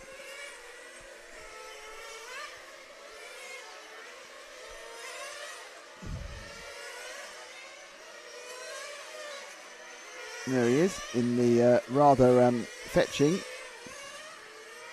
chrome blue paint job. Car 7 of Walter Cusimo has had a problem and been rushed back to the pits. So we've had a bit of attrition in this one. I'd say 4 of the cars, 7, 8, 9 and 10, position 7, 8, 9 and 10 obviously. Cars 3, 5, 7 and 10 have all had issues. Most of them are actually rerunning again, but they've lost laps due to problems. The Irish fans, Clive Connolly just flamed at the start, and so his race was over before it started. It was quite sad because it's been. I think he's the final representative of the Irish team in the event. I'm not sure there's anyone in the semi-finals. Hopefully there is. I don't think there is though.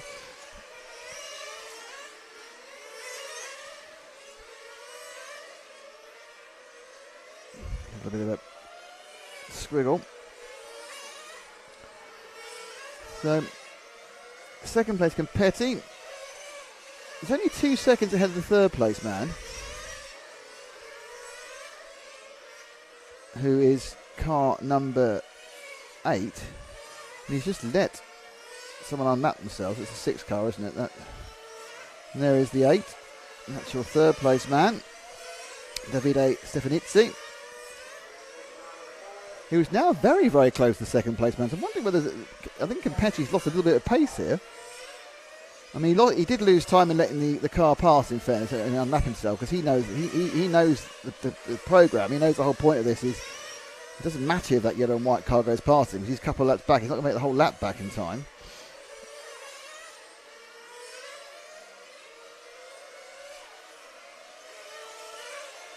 So it's less than a second between these two.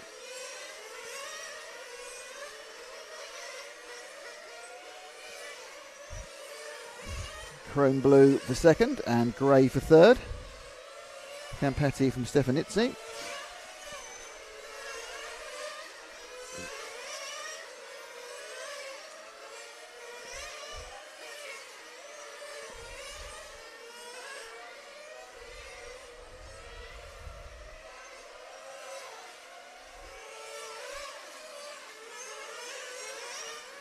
The traffic in front of Campetti at the moment, so there should be a chance for Stefanizzi to just gain a little bit.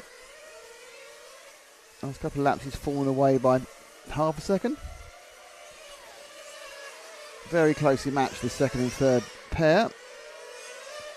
But in many ways, even the people who are about to be lapped are not really going that much slower. I think it's once people, there's been some problems at the start, people have had a little bit, but once you get into the actual running of the race, we're getting to the point now where the talent spread is getting narrower. So most people can do the sort of times you need to do. Oh, second pit stop. 6 minutes to go. In he comes, down, gun on. Nice work there. Sorry, slugging it through. And he now re-emerges. Temporarily, he will have lost his position. I think one of the early ones to go. I think temporarily he will have lost his position. The third. I think, I'm not sure, but I get the impression that Stefanizzi came in on the same lap. I might be wrong. He scored. Yeah, Campetti came in the same lap actually, just a tiny bit ahead, and has actually gained through that process. So, well done to the Fernando Campetti fueling team and pit lane team. They've gained a second and a half over third. Unfortunately, fourth remains stubbornly a long way behind. Fourth place, Stefano Seccalaroli, is down by a lap and a bit. So about 20 seconds behind this 8 car.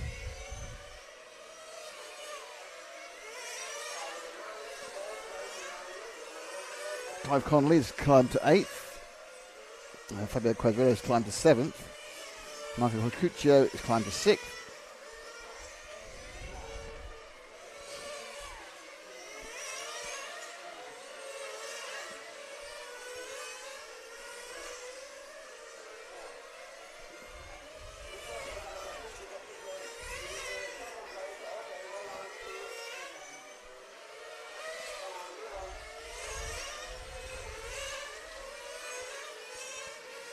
So once again we've got a race that's kind of settled at this point. Just ready to explode into life.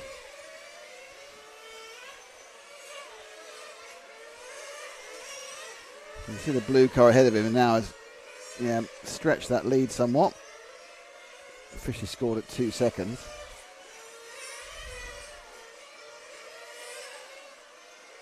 Our leader's had a long lap for some reason. It must have been a fuel. No, long enough for a fuel lap, I don't know. So the leader had a long lap there. Might have been fueling. Don't know. It's brought Campetti much closer to him. So the 1, 2 and 3 are a bit closer. Not quite sure what the long lap was from Fichero. Whether he actually stopped for an extra stop. It's right back on it immediately, so possibly he decided to have a safety stop.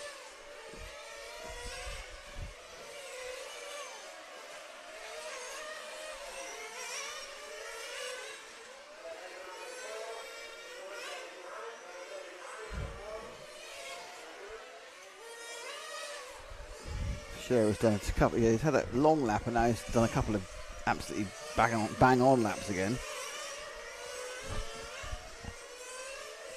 All these drivers have done times around either 15.9, 15.8, or 16 flats. Their best laps are really, really close. Obviously, it's how you run a complete race that's decided where they are overall. Oh, second and third come together. How's that happened? So we now have a battle for second and third. I'm not sure. It must have been an error a couple of laps ago by Campetti.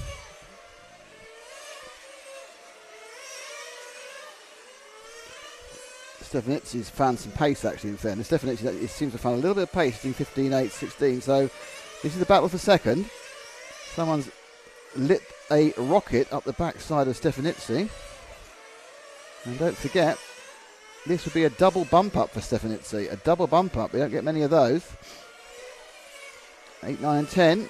They're the ones who bumped up from the 8th final. So will he bump? Well, currently he's in the position to bump anyway into the semi-final. Stefanizzi looking to double bump. Camponetti in the chrome car. Blue. He's looking for a single bump. Then behind them, who's that car behind them? I'll watch them going past and work out which car that is. That's the 4 behind. That's Mauro Pietro. The Pietro Mardo, who's 2 laps back.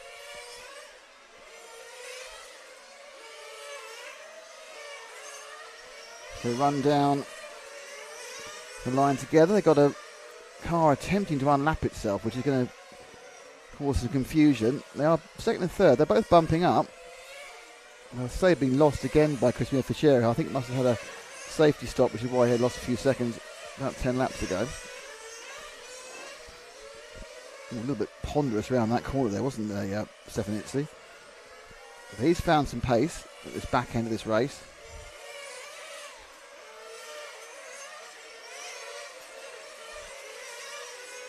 But as it happens, despite losing a lot of the gap, Fernando Campetti not interested in losing second place. He's coming around the corner.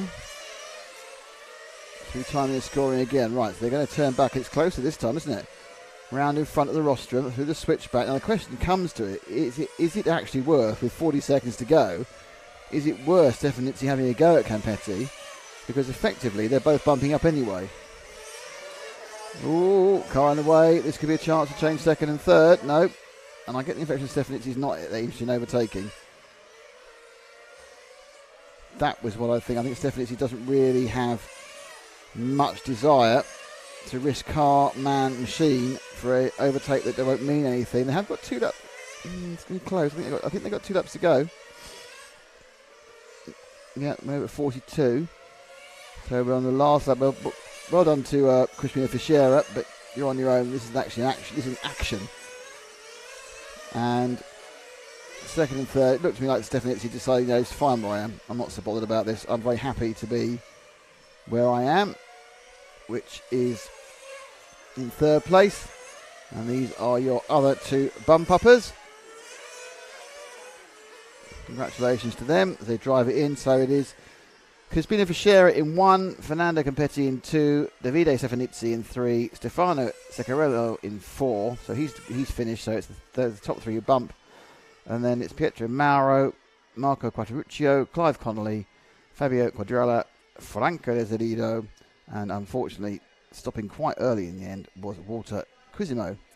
But so congratulations to our 3 Italian bump-up drivers, all on 74 laps. So next up is leg 2 of the various electric finals.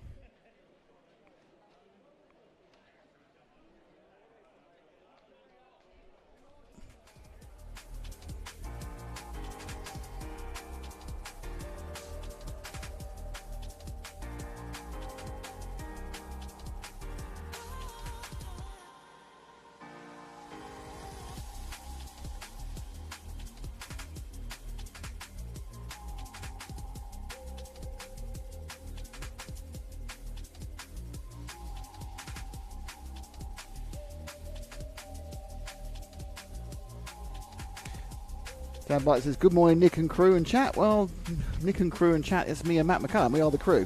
Dennis Milovic, unfortunately, said good luck to Clive some time ago before it went horribly wrong. Forza Cosimo says, Salvo Labadesi, absolutely.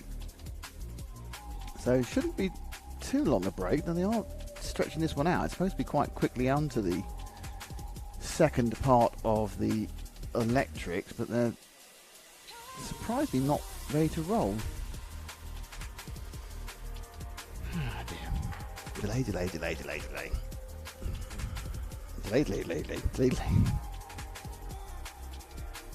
Back in a second.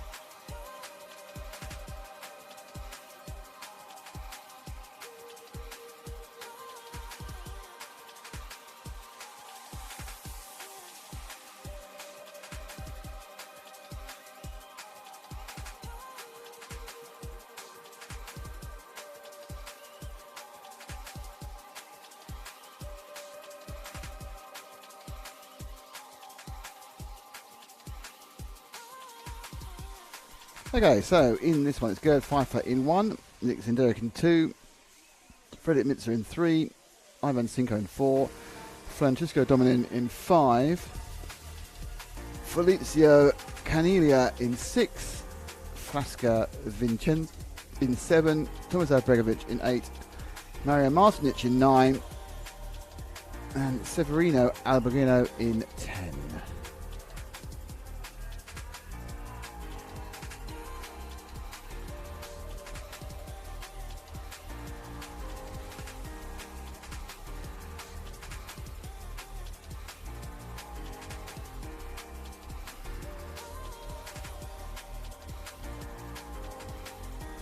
Okay, so it was Francesco Dominin who won the first one, from Nick Zenderick, from Fredro Milzer. So if Dominin wins this one, he will win overall, but he's starting from 5th.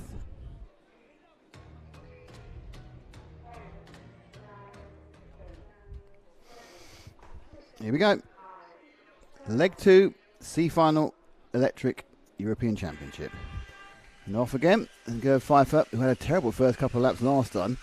And he's got the same problem here. He's got no rear grip at the start, but he is in the RC Racing TV colours, so effectively he is the most important person on the track.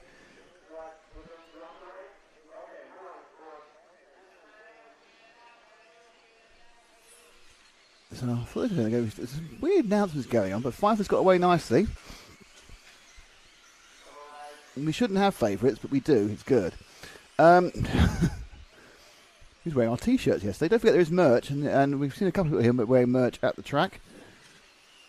RC Racing TV merch, some great stuff. The boys, I can say this, they're completely not involved in the process of designing the merch. They come with some great ideas. Oh dear, oh dear, oh dear. Oh good, it was going so well till then. He got it slightly wrong in the first part of the switchback, and then takes too much. He gets a nasty button, and then gets the zoom of doom. Oh dear. Right, so who's leading now? Oh, it's Dominin's back in the lead again. So this could be back-to-backs for Francesco Dominin, who I get the impression really shouldn't be in this C final. There's obviously a story about his qualifying that's probably full of woe, because he has looked significantly quicker. He's slightly from position 5, and he's moved up the front reasonably quickly. The car looks nice, and the Dominin family are very, very quick racers generally. I can't remember his older brother. His older brother's made a number of European A finals. X-Ray, because they're the X-Ray importers in Italy, which Dad is. So he's leading now by about a second from Milzer. There's a bit of a propensity of orange bodies at the moment. Don't think this is one off. It's just 7 minutes straight through, no pit stops.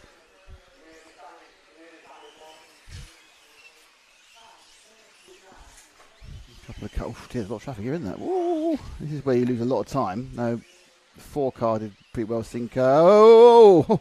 Oh, that was very close to being inside. Let's see how lucky he was to get away from that one. So he's coming around the corner. The other two decide to have an accident. And look at that. That's how close is that to not... Wow, he avoided, in 5 seconds, 3 different people almost having an accident with him. That is quite lucky, remarkable. You need to be good, but you need to be lucky. But 3 cars failed to have contact with Francesco there. 4:20 to go. Zindrick now is in second. So he got the same 1, 2, 3 as the first heat. Dominating. I did that last time, the dominating. I quite like it. Just up the inside of the 6 car, I think that was. You can just partially see the number. One thing I quite like about this track, like this class, I can see that it's the 8 car actually. I can see the number. So it's lapped Tomislav Begovic in 5th already. Should we have a look at our second place man, car number 2? It's about 5 seconds behind him. I think it may be another orange car actually. Is it number 2? Yeah, it's orangey. It's Zendrick, who's actually got himself his little kind of white edging to his windows. Kind of chromed the whole thing up. He blinged his 1 can Spanish expert painter. Pfeiffer, after that almost good start, has dropped. He's in third now, which is a bit strange because he's just been overtaken. So that doesn't make a lot of sense to me, unless there's two cars with a very similar colour scheme.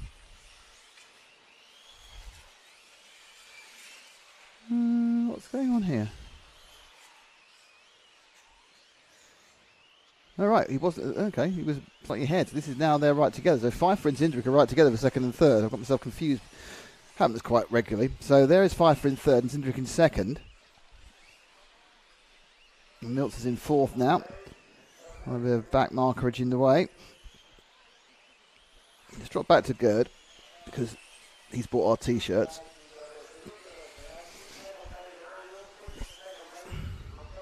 Leader 7.5 seconds away. That marker's playing their part. But that's second and third. The second just ahead is Zindrick. I think Zindrick gets his second place. It's going to be very hard to remove him from second overall. I suppose if Miltzer or the person who comes third do win the final heat, that will do it. But it does look like it's going to be a Francesco Dominin victory, which will give him the 2 wins that will give him the whole thing.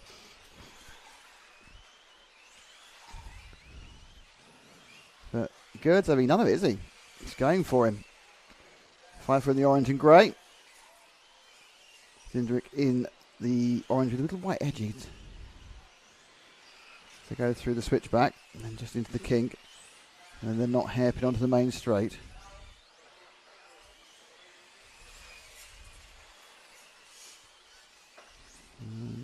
Zindrick pretty much saying none shall pass. He's obviously not pulling away. Got more back marker issues there. Gerd lost a couple of tenths coming away from the rostrum there, but kind of got them back again by having an easier route past the back marker. And then this is second and third. Dominic is 9 seconds up the road.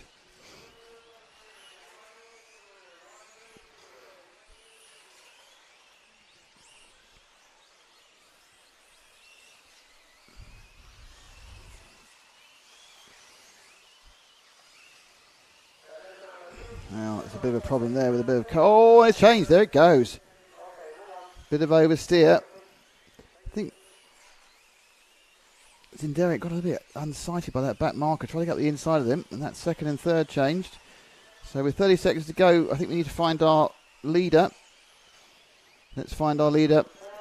Francesco Dominin is going about to win the C final in the car number 5, the bright orange machine. And there he is, about to start his last lap. Francesco, being the absolute class of these two finals, makes you think he shouldn't have been in this final. And he has a few corners to go, doesn't need to get to Brent up. He won it by 11 or 12 seconds. And there we go, Francesco Dominin has taken the second leg of the C final of the European Championships GTE, and he's also won the C final. Now it remains to be seen whether he comes out for the third leg, because the rules on third leg racing is a bit different for the lower finals as it is for the main final. So he's pretty, it's not rule, the etiquette should I say. So Francesco Dominin wins it. Gerd Pfeiffer recovers from a bad first leg to get second. Nick Zendrick is third. Fredrik Miltzer is fourth. Ivan Sinko is fifth.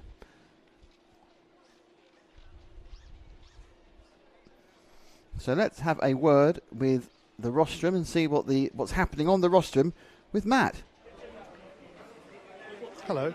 Hello, Matt. How is it up there? It's quite nice actually. We're in the shade. It's balmy. What does balmy even mean? Balmy's kind of. I don't think it's. I think balmy's more kind of where it's got. You know, if you're kind of relaxing in a hot. And it's hot. It's a little bit humid, but not too bad. You're kind of sitting there. You don't really want to move. That's balmy. I think it's fresher than balmy here. Apply balm. If you need to apply some balm, it's balmy. Could be, yeah. Cool. Okay. Well, it's nice to talk to you. It's always nice to talk to me. I've been bitten, by the way. Available. Will you? Just want you to know I've been bitten 3 or 4 times this morning. So those midges weren't just running around for the fun of it. Oh, really? Yeah, it's my turn to get bitten today. We're taking it in turns, aren't we? You were bitten first day, I was bitten the second day, you were bitten third day, and I bit the fourth day. It's very egalitarian, the insects round here. I was only once bitten. What happened after that? was quite shy. Hey.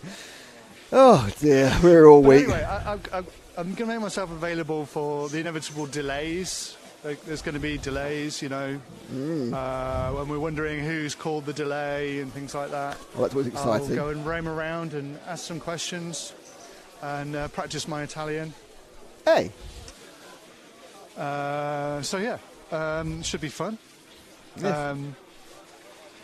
Javier's asked me how to teach him how to record content off his screen. So the referees are interested in recording snippets of action. Oh, okay. What, for later adjudication. Exactly, yeah. So yeah, happy to be of service. All right. Thank you very much for thank you for your service.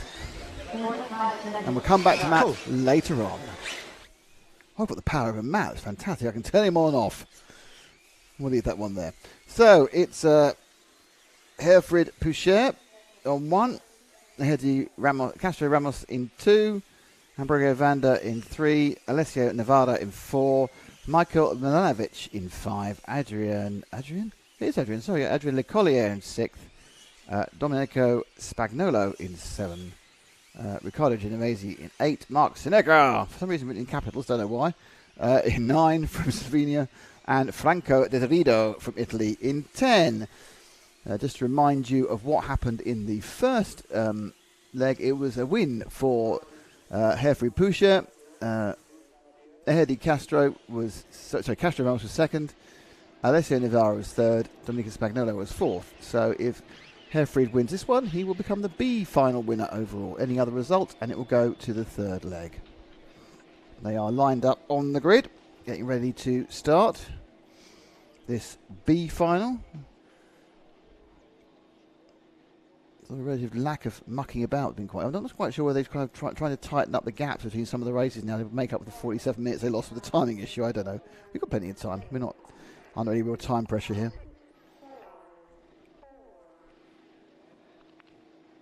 And they're away. Quite circumspect into the first couple of corners. And the lead has got... Is Persha put a proper body on this time? Is he so confident of victory he's put a proper body on? He's been running in monochrome the whole time. Oh dear. So it is 1 from 2. Hereford running his actual body rather than the blue one can he's had before. Behind him is Ramos in the Red Bull livery, or the Red Bull elements to the livery. And you've got Vender in 3rd, Navarro in 4th. So this is the battle for the lead. And don't forget, if Pouchet wins this, he's won the leg. And he's just gapping Ramos ever so slightly. And bit of a battle for second. He's nudged out there. And he's been called. I think the third. We've told him to be careful. They come in, they see into the timing scoring. Side swipes Ramos. Ramos comes back in again. And yeah, the net result of that was a major advantage for Pouchet. Second and third stay where they are, but they've lost time on our leader. About 6/10 he lost due to that coming together. Third and fourth now closer than second and third. So that is Venda and Navarria in the bright yellow. And then in the darker yellow with other colours attached to it, Le Collier from France. Blue and... Oh, no. Stars has got something going, but also I noticed a little bit of a skip of the track there for car 4. Car 4 skipped the track.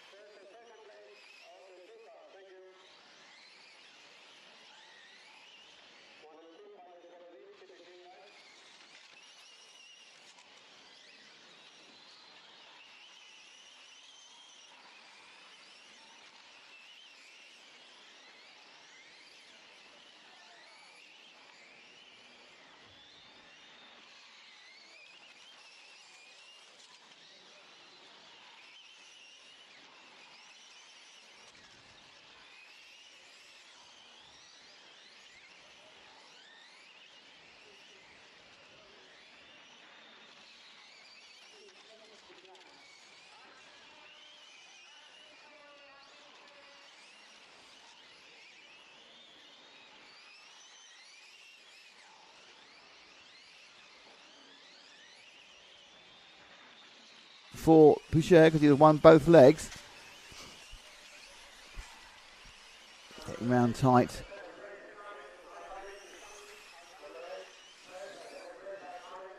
There's a bit of back markers. There's 3 back markers ahead of them. We're all told to get out of the way. Oh, but they're not listening. And they're in trouble with the referee. It's all gone all over the shop there. Sometimes, I think the problem might be there's some language barrier here. Look at that. Ramos even nibbled his rear end there. I think sometimes the referee, obviously speaking in English, not all these drivers have... Oh, okay. Not all these drivers have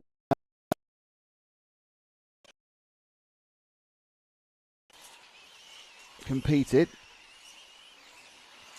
But there we are.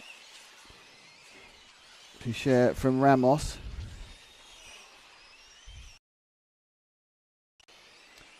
There we go.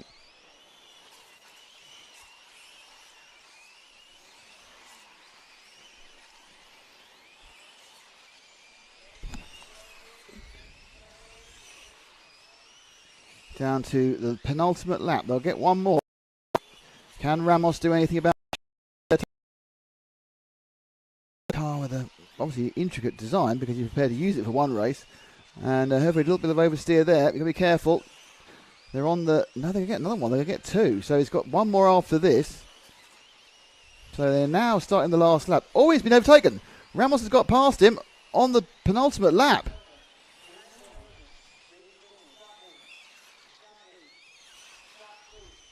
What happened there? I think Pouchet thought he finished, and he hasn't. I think Pouchet just didn't really an electrical problem will just stop. But I think Pouchet may have thought he'd finished when he hadn't, and ends up 3rd. Well, that's quite remarkable. Very surprising indeed. But it means it goes with 3rd heat. Pouchet didn't quite get that final lap.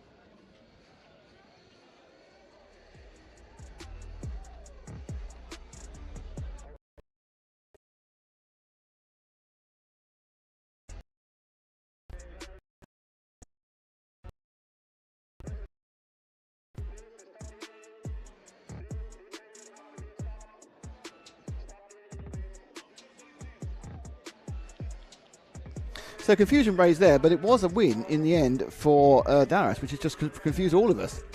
But coming up next is the main A final.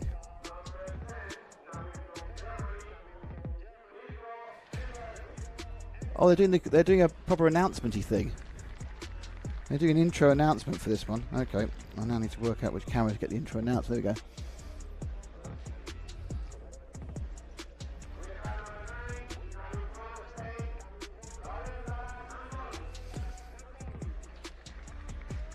Raul Darras Anton, that's round the wrong way.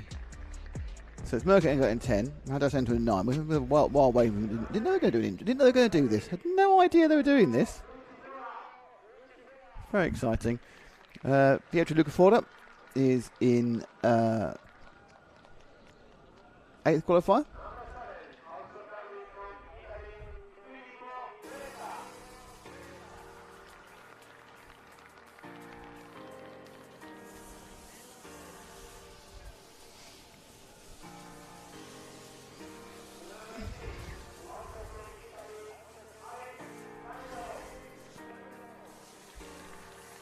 Filippo Beretta in 7th from Italy, and Alex D'Angelo from Italy in 6th.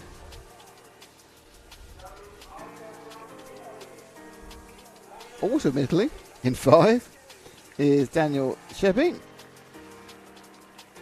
Now in fourth, it's someone from not from Italy. It's from France, and it's Bernard Alain Arnaldi. I see what's happening now. He's reading them out wrong as well. Third place, it's Alessio Mazzeo. No, I'm giving it away in advance, I'm sorry. There's Alessio Mazzeo in third.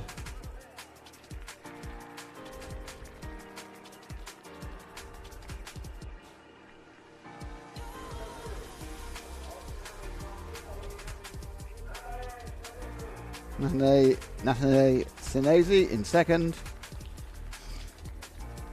And the winner of the first leg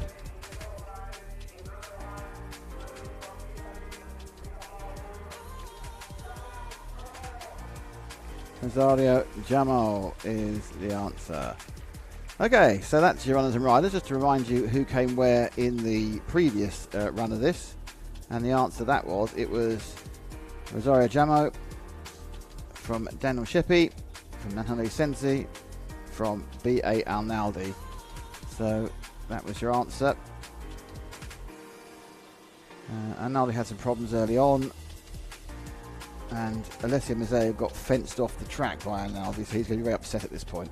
Okay, so if the pole man wins this one, he becomes European champion. So hopefully they've got the cup ready, because he becomes European electric champion. So we could see our first European champion crowned in the next 8 or 9 minutes, or it could go on till after lunch, because that's when the third round of these finals actually happens.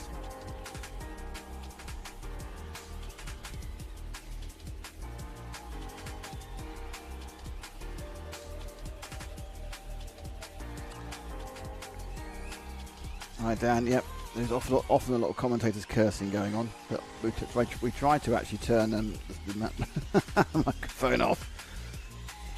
Everyone who's watching, this is the EFRA GT and GTE finals. This is the A final for GTE, leg 2, could be the decider.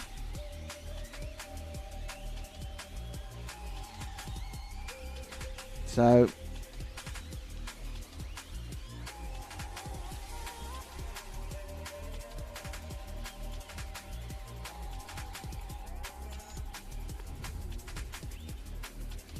we are now getting ready for the start of that leg 2. Thank you to Senesi Motorsport. Thank you to S-Works, Lens Body, Shifting Model and X-Ray. And of course, thank you to EFRA. That's why we're here. Any second now. Here comes the countdown.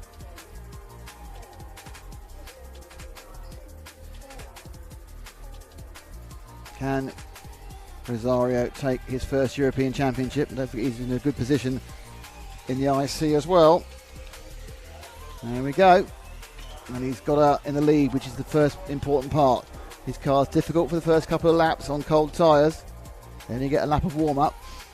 But already he's got that big lead, and the big lead over the number 2 car of Senesi. I think Senesi may have got the third there, actually. May have got that wrong. When you've watched those 2 orange cars, I can't work out which colour orange is which. But certainly the leader is Rosario Giammo, sorry. And who's moving to second? Is it still Senesi? No, it is now Mazzeo who's got into second, your reigning European champion. And that's where the action is, Matt, second place. Can Mazzeo retain it, or at least keep his championship running by getting past Rosario? Last time he got into an unfortunate battle with... all going on, he got an unfortunate battle with B.A. Arnaldi, who's down in 9th, and also had a difficult start, and was fenced off and the car broke. So the gap that time, and it was about a 10th of a gain from Giammo. He's got a little bit of a pace advantage, and really it's going to need everything that Mazzeo's got to get this championship, or retain the chance of keeping this championship, because it just seems that ground speed wise, 500ths that time faster. These two streaking away from the rest of the field, but the problem is the rest of the field isn't the problem. The problem, of course, is the fact that he's losing time. Again, 300ths of a second that time round. The gap is out at 1.1. May have closed down a little bit that time. There they both go. Again, it's a 10th of a second a lap. Now, this doesn't mean everything, because, of course, there's an ebb and flow on these cars, and certainly there's an ebb and flow on the level of running the power. So it's possible that GMO may slow down, but there's been no indication of it so far. That time round it was 100th of a second faster, but 100th of a second faster for our leader.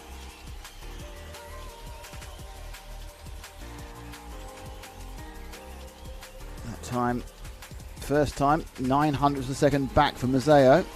Now, what is going to happen is back markers soon.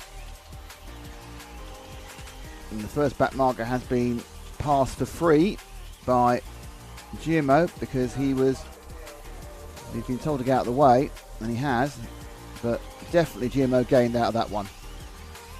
No doubt at all that back marker was friendlier to Rosario than it was to Alessio. Let's see the orange car and just that yellow and white machine, that missile near him. Gap up to, well, it's exactly on 1 second exactly, but it's, oh, no, I'm not sure whether they get to more back markers. Who's going to be winning this route through? GMO already through the first one. It's probably the green of Luca 4, I think that is, and he moves out of the way. No real loss, so it did look like Alessio took a less than ideal line through there. Gap up by about 200ths of a second that time round. These two are absolutely together. That's a free pass for both of them. Halfway through the race.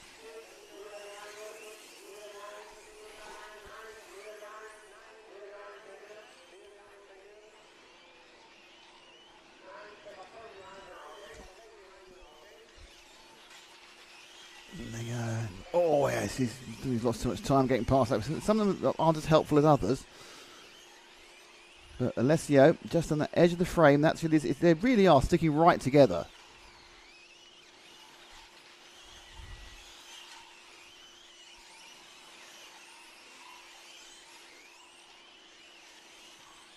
The gap now at 0.8. I think it's gone out a little bit more again. Back perhaps more towards the 1 second it was a moment ago. And Mazzeo, I think may have got more there. Yeah, he lost a couple of tenths there. It looks like GMO's just putting on a little bit of a spurt now, try and break Alessio's heart and win the European Championship. Again, a little bit more.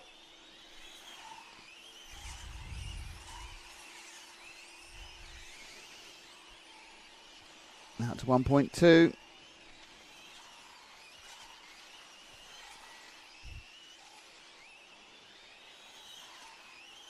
Out to 1.4. So yes, in this latter period, it's looking all GMO here.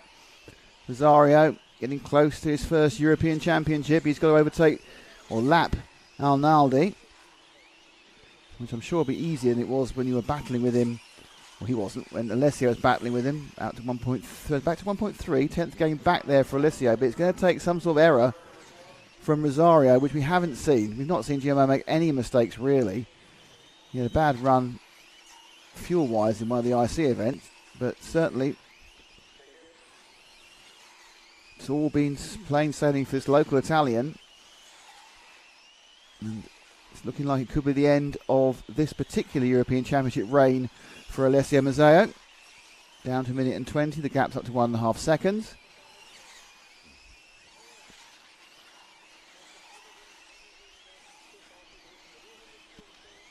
Beretta's in third, Arnaldi's fourth and a lap down. Shows how fast these guys going. The fourth place man's been lapped. And D'Angelo, Senesi, Dallas, Engelhardt, Lucafor and Shepsey especially didn't kind of make the trip. More traffic coming up.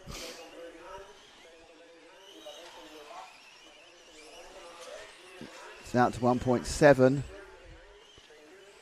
So not only did Rosario at GMO have the early race pace, the middle race pace, he's also got the end race pace, which is obviously a bit of a good combination, really. And it's going to take him to a European Championship in 30 seconds or so. Alessio's tried hard this time, but there's just more speed in this car. Corsa-Tech powered. Adrian Berton here. He'll be pleased to see another European Championship for his brand.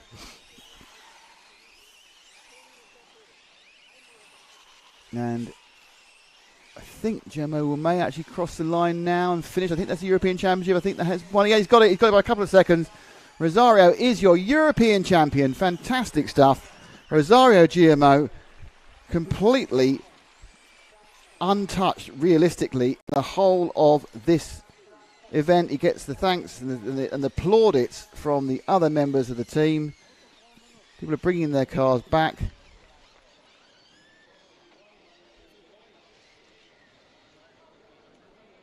I'm not sure they're going to bring up the big trophy for him. Just the result coming across for you now on the screen.